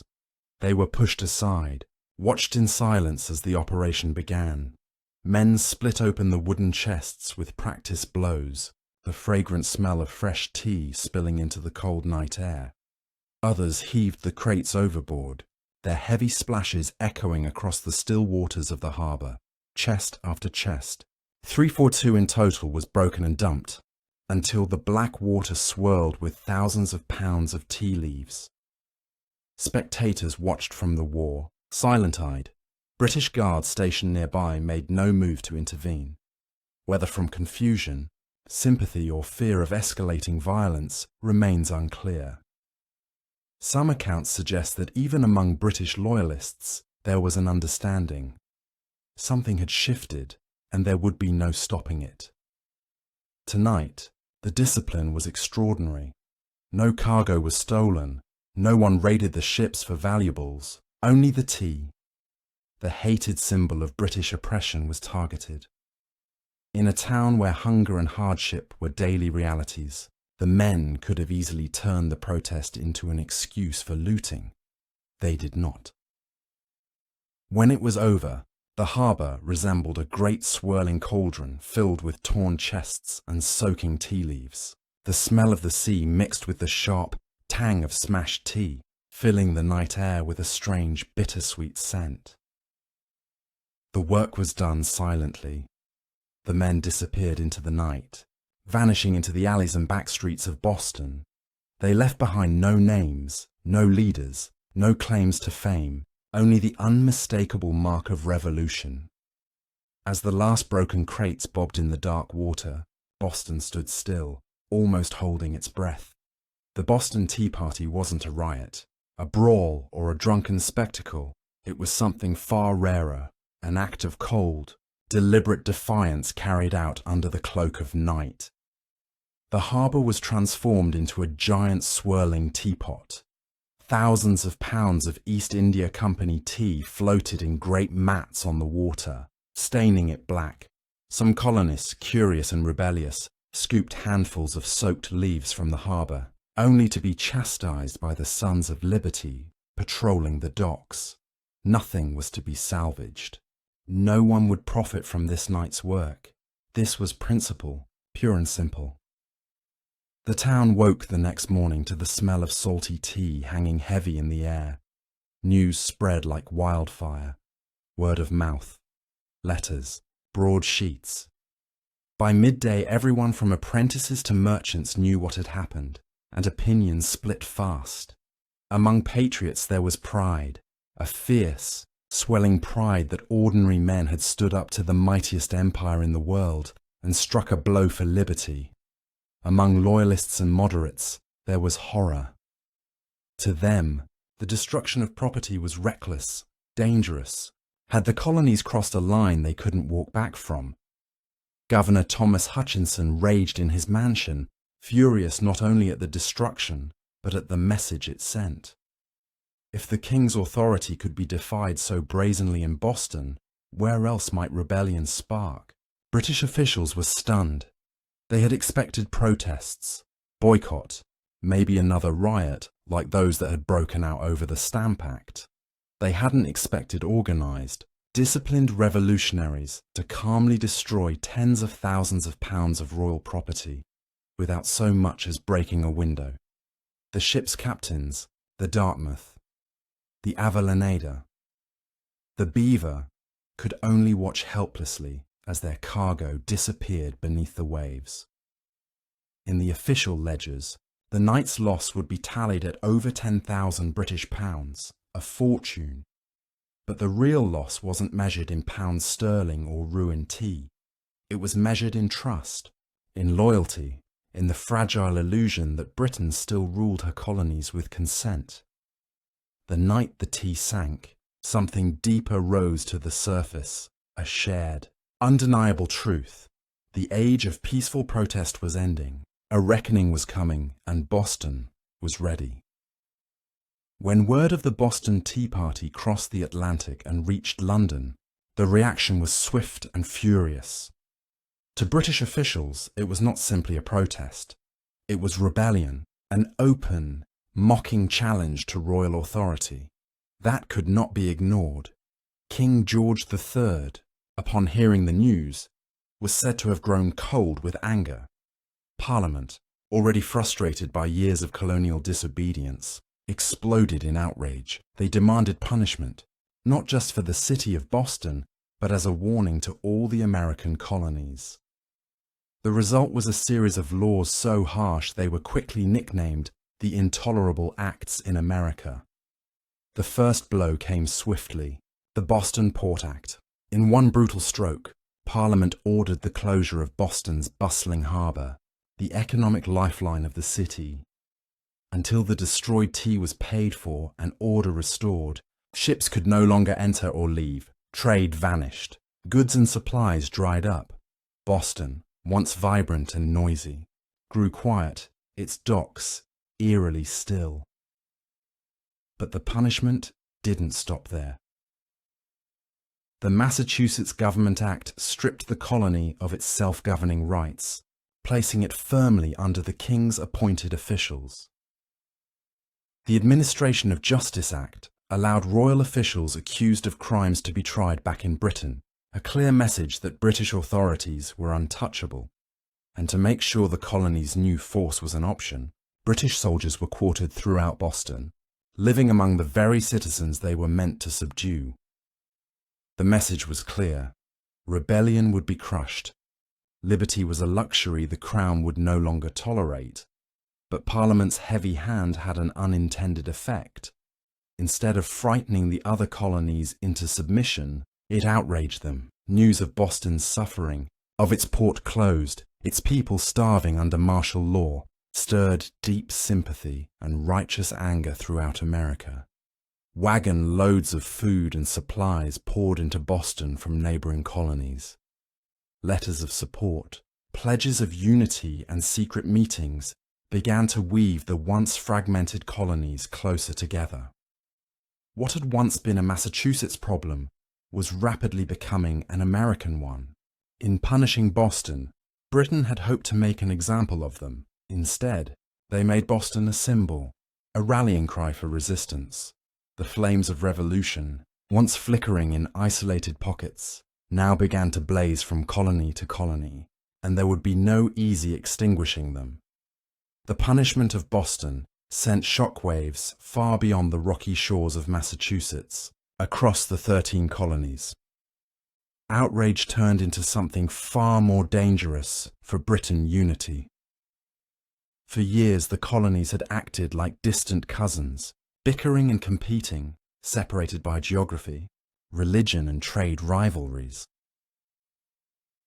But when Parliament slammed Boston's harbour shut and stripped Massachusetts of its self-governance, Americans across the continent realized if it could happen to Boston, it could happen to anyone from Virginia to Pennsylvania, South Carolina to New Hampshire. The response was swift, or colonists sent wagons full of food supplies and letters of solidarity to the suffering people of Boston. Town meetings buzzed with anger. Newspaper. Printers worked day and night to spread the news. The fight was no longer Boston's alone. It was everyone's. And so, in September 1774, something unprecedented happened. The First Continental Congress convened in Philadelphia. For the first time, representatives from 12 of the 13 colonies gathered under one roof to discuss a unified response. Men like George Washington, Patrick Henry, John Adams, and Samuel Adams, once merely regional figures, now stood together as architects of a movement that was growing larger by the day. Their goal, at least officially, was not yet full independence. Most still hoped for reconciliation, for a return to the old relationship of mutual respect under the British Crown. But beneath the polite debates and carefully worded petitions, a deeper understanding was taking root. The colonies could no longer afford to stand separately. At the Congress, they agreed to a sweeping boycott of British goods. They pledged mutual support in the face of further British aggression, and they made it clear any attack on one colony would be considered an attack on all. In taverns and meeting houses across the continent, ordinary people began using words that had once been whispered only in private: unity, resistance, liberty.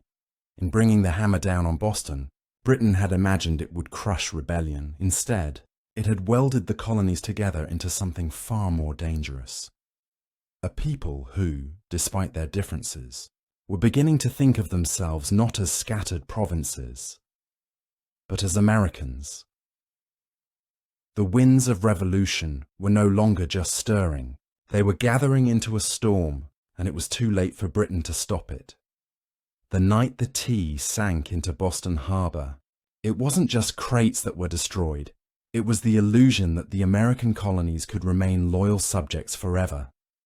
The Boston Tea Party lit a spark that no king, no army, no distant parliament could ever snuff out. In the months that followed, that spark caught fire across the colonies. What had once been protests, boycott, and polite petitions hardened into open resistance. Town militias began drilling, openly storehouses filled with powder and shot. Men who had once toasted King George III in taverns now whispered about revolution under the same roofs. Boston became a symbol of sacrifice, battered but unbowed. The more Britain tried to tighten its grip, the more the colonies slipped through its fingers. Every ship that sailed past the closed, silent harbour of Boston was a silent reminder that tyranny had met its match in American defiance. When Parliament passed the Intolerable Acts, they intended to make an example out of Boston to scare the other colonies into submission. Instead, they had created a martyr city, a rallying cry, From Georgia to New Hampshire, colonists realized that their fates were tied together. Resistance was no longer about tea. It was about survival, identity, freedom. By the spring of 1775, the tension reached a boiling point outside Boston.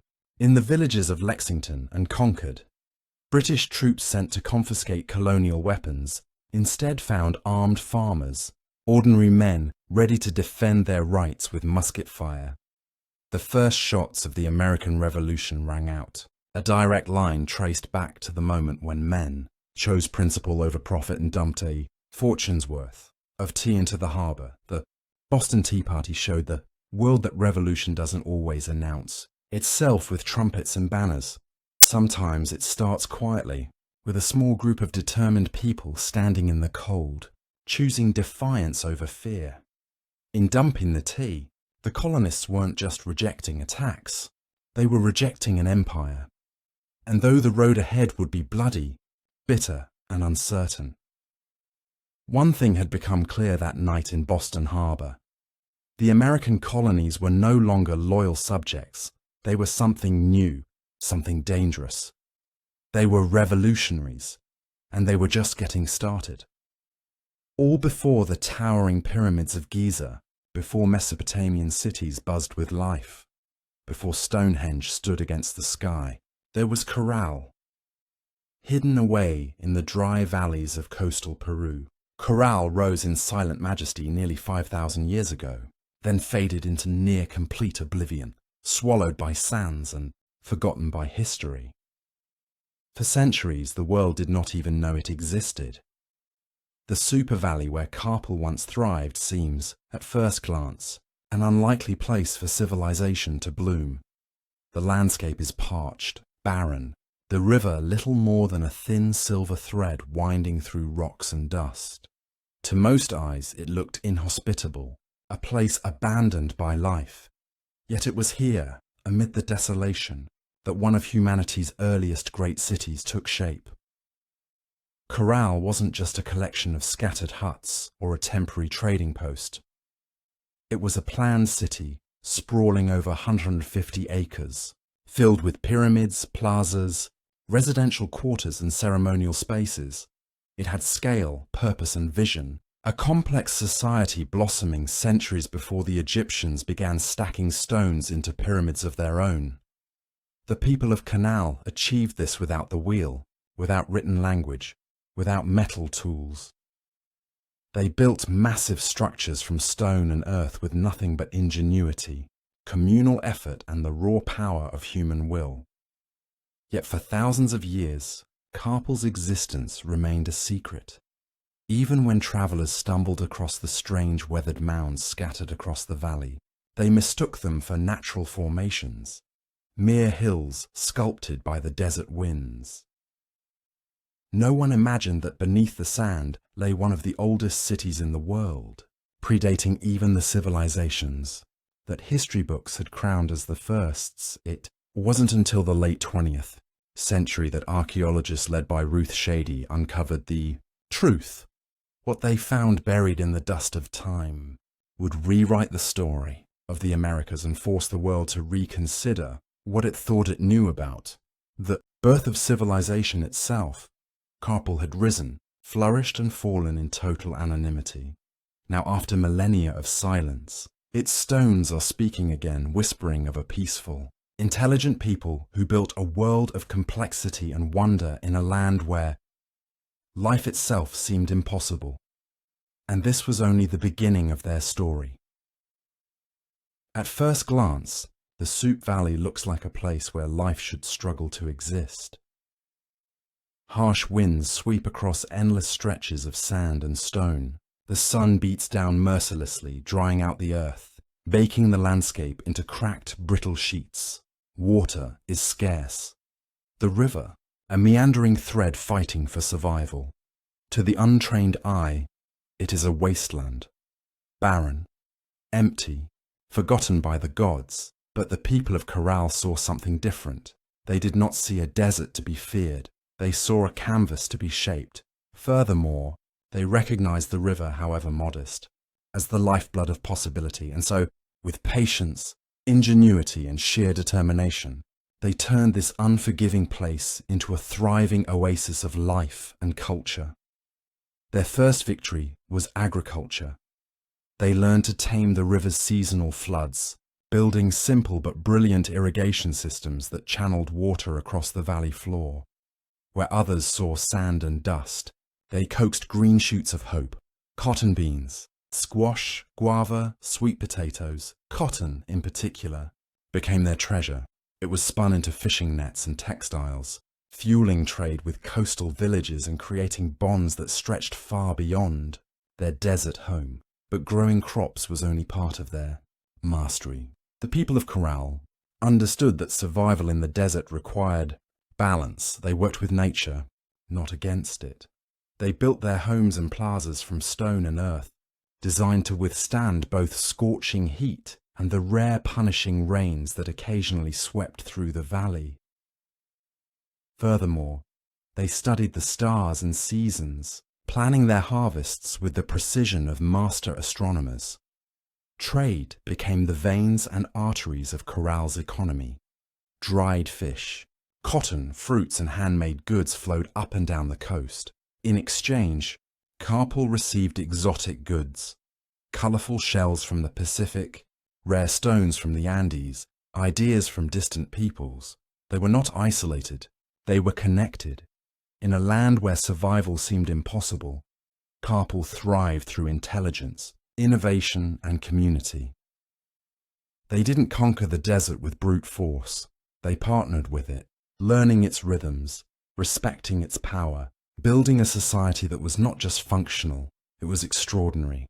Against the odds, Carpool blossomed into a beacon of civilization, and it was only beginning to rise, rising out of the desert like ancient guardians. The pyramids of Dock Corral defy everything we thought we knew about early civilization in the Americas. These were not small, crude structures built by primitive hands. They were massive, deliberate works of architecture created by a people with vision, organization, and ambition. The centerpiece of the city was the Pyramid Mare, the largest of Corral's monumental structures. It stretched more than 450 tft in length and towered nearly 60 ft above the desert floor, a feat of engineering on par with the early wonders of the ancient world. Built from stone, mud, and woven reed bags filled with rocks, the pyramid was designed not just to endure the harsh climate, but to withstand the punishing earthquakes that occasionally rattled the region, and endure it did, standing silent against wind and time for nearly 5 millennia. But the pyramids of Carpool were not tombs, unlike the massive burial complexes of Egypt. Carpool's pyramids served a different purpose. They were centers of ceremony, power, and public life. Temples and gathering spaces crowned their summits, accessible by broad, elegant staircases. Fires once burned at top.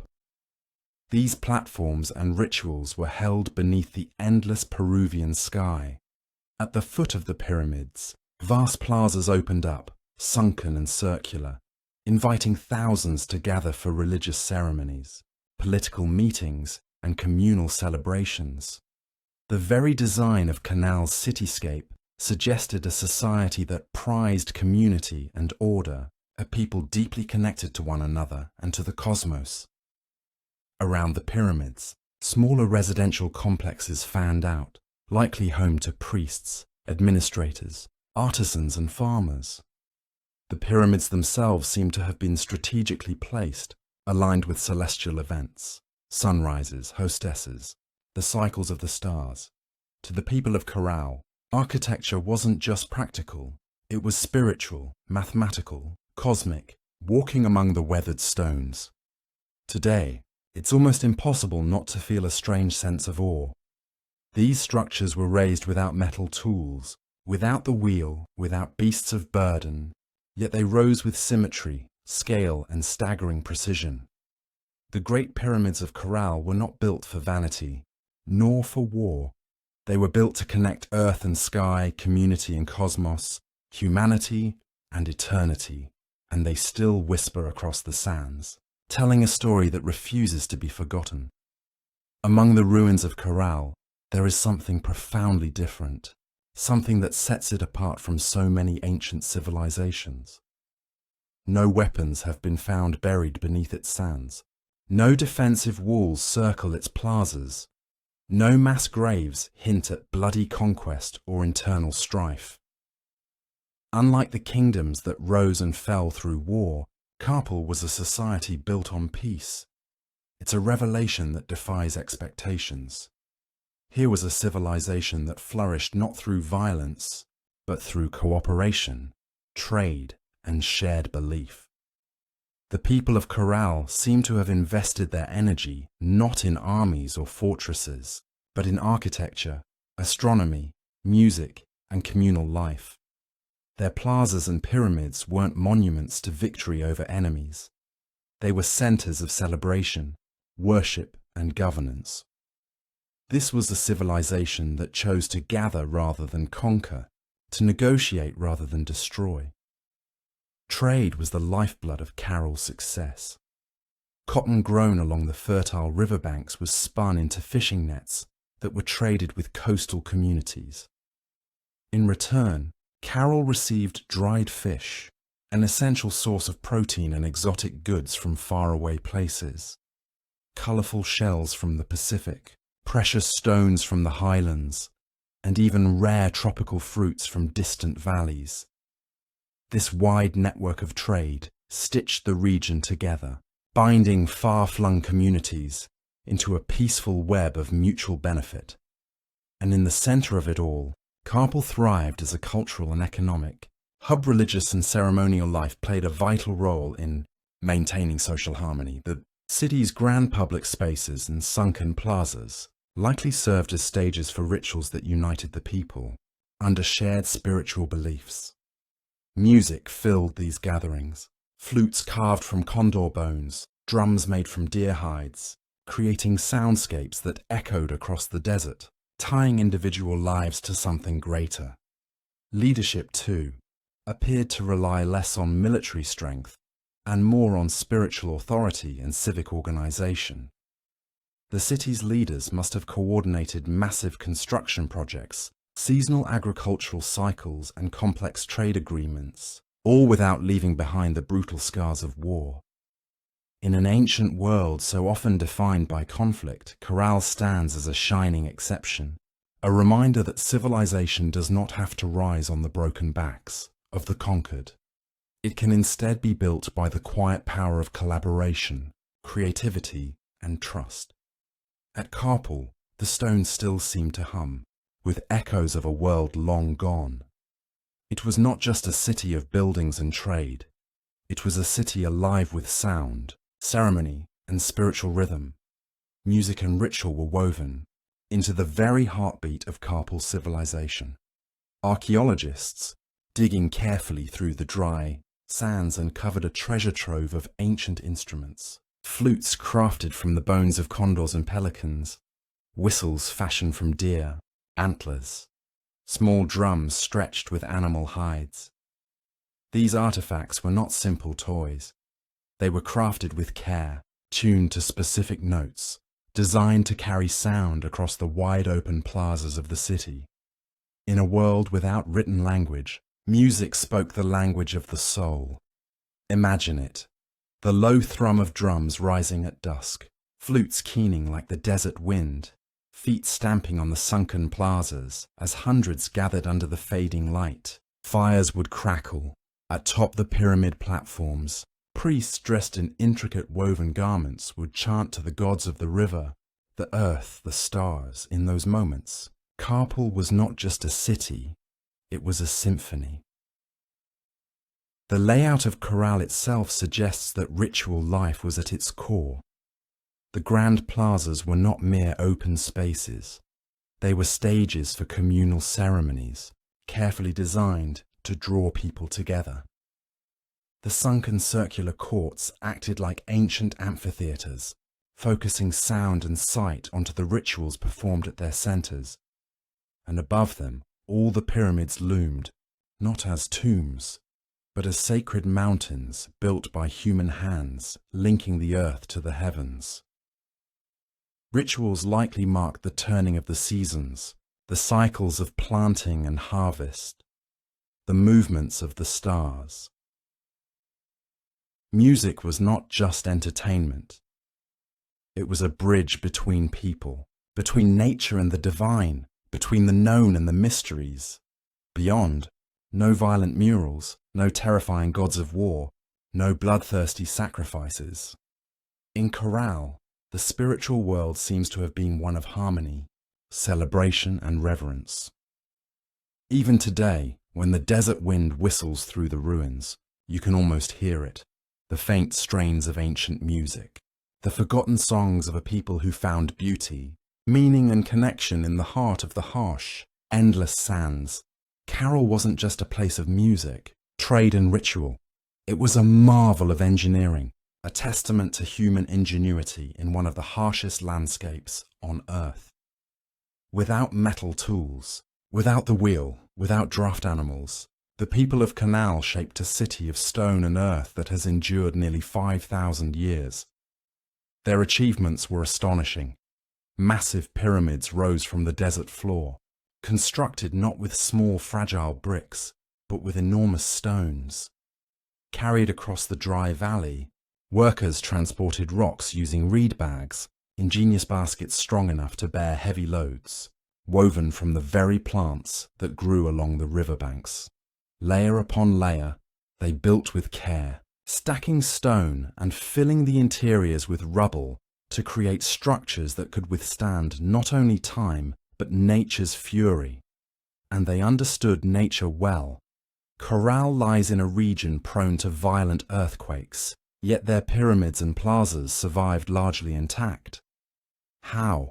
By mastering earthquake-resistant architecture, builders used flexible construction techniques, layered fills, wide foundations and rounded corners that allowed their monuments to absorb and dissipate seismic energy. It was engineering, born not from textbooks but from an intimate knowledge of the earth itself. Water management was another silent triumph. Despite living in a desert, the people of Canal developed sophisticated irrigation systems. Channels and canals carefully guided river water to their agricultural fields, allowing crops to flourish even during dry seasons. No water was wasted. Every drop mattered. The layout of Corral itself reflected brilliant urban planning. Major structures aligned with key astronomical points, suggesting a deep understanding of the solar cycles. The sunken plazas, with their precise geometry, were more than gathering places. They were instruments for tracking the heavens, allowing priests and astronomers to predict seasons crucial for Dot's survival. Even the city's organization spoke of a complex society. Residential zones, administrative areas, ceremonial centers, all were arranged in harmony, balancing communal life with sacred spaces. They built not just for the moment, but for generations. Today, as modern engineers marvel at Corral's resilience, they are reminded that greatness is not measured by technology alone. Sometimes the deepest wisdom lies in understanding the forces of nature, in working with the land, not against it. Corral's stones have endured storms, quakes, and the erosion of time itself.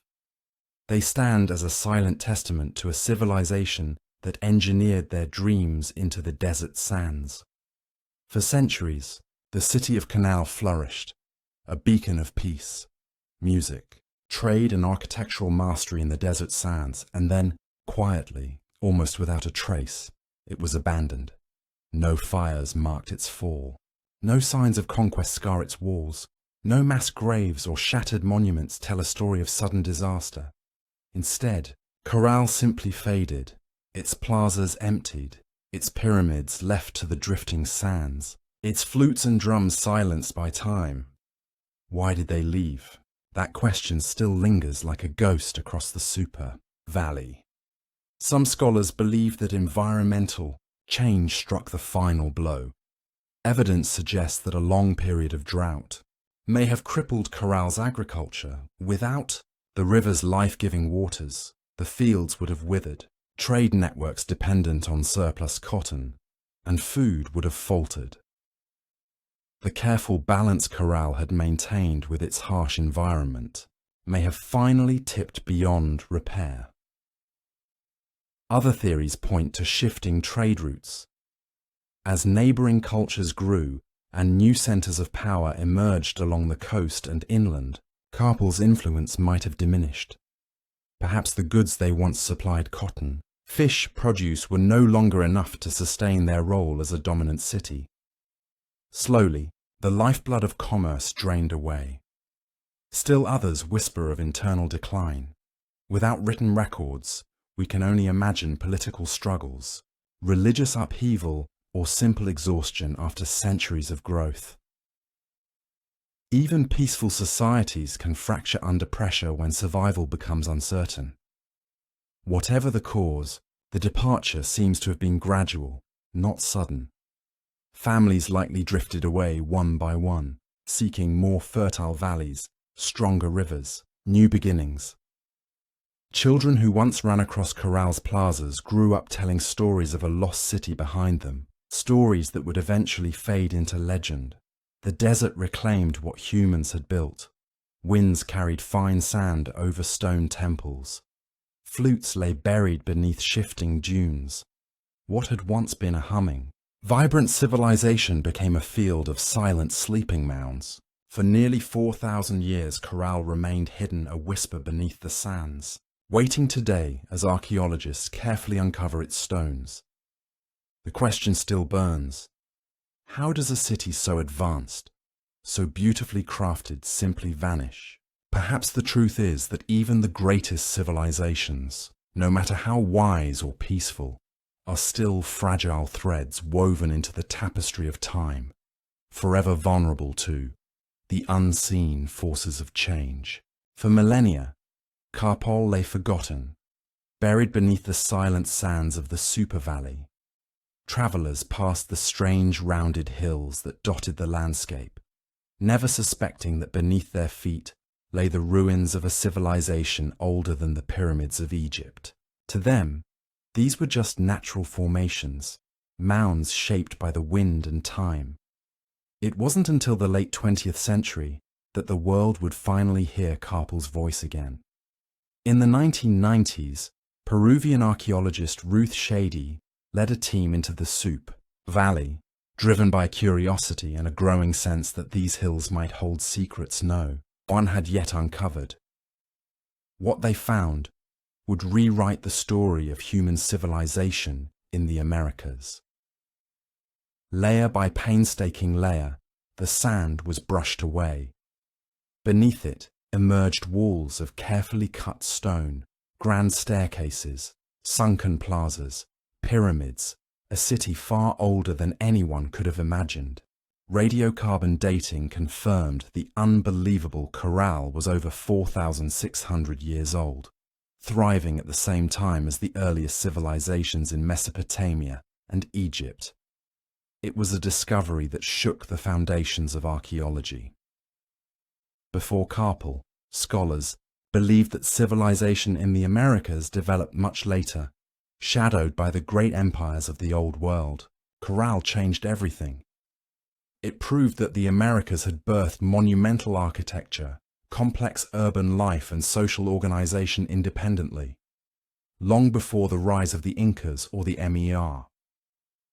Ruth Shady and her team found not just stone and rubble but the remnants of life, musical instruments, fishing nets, textiles, queue, ancient knot records and even offerings, made to the gods.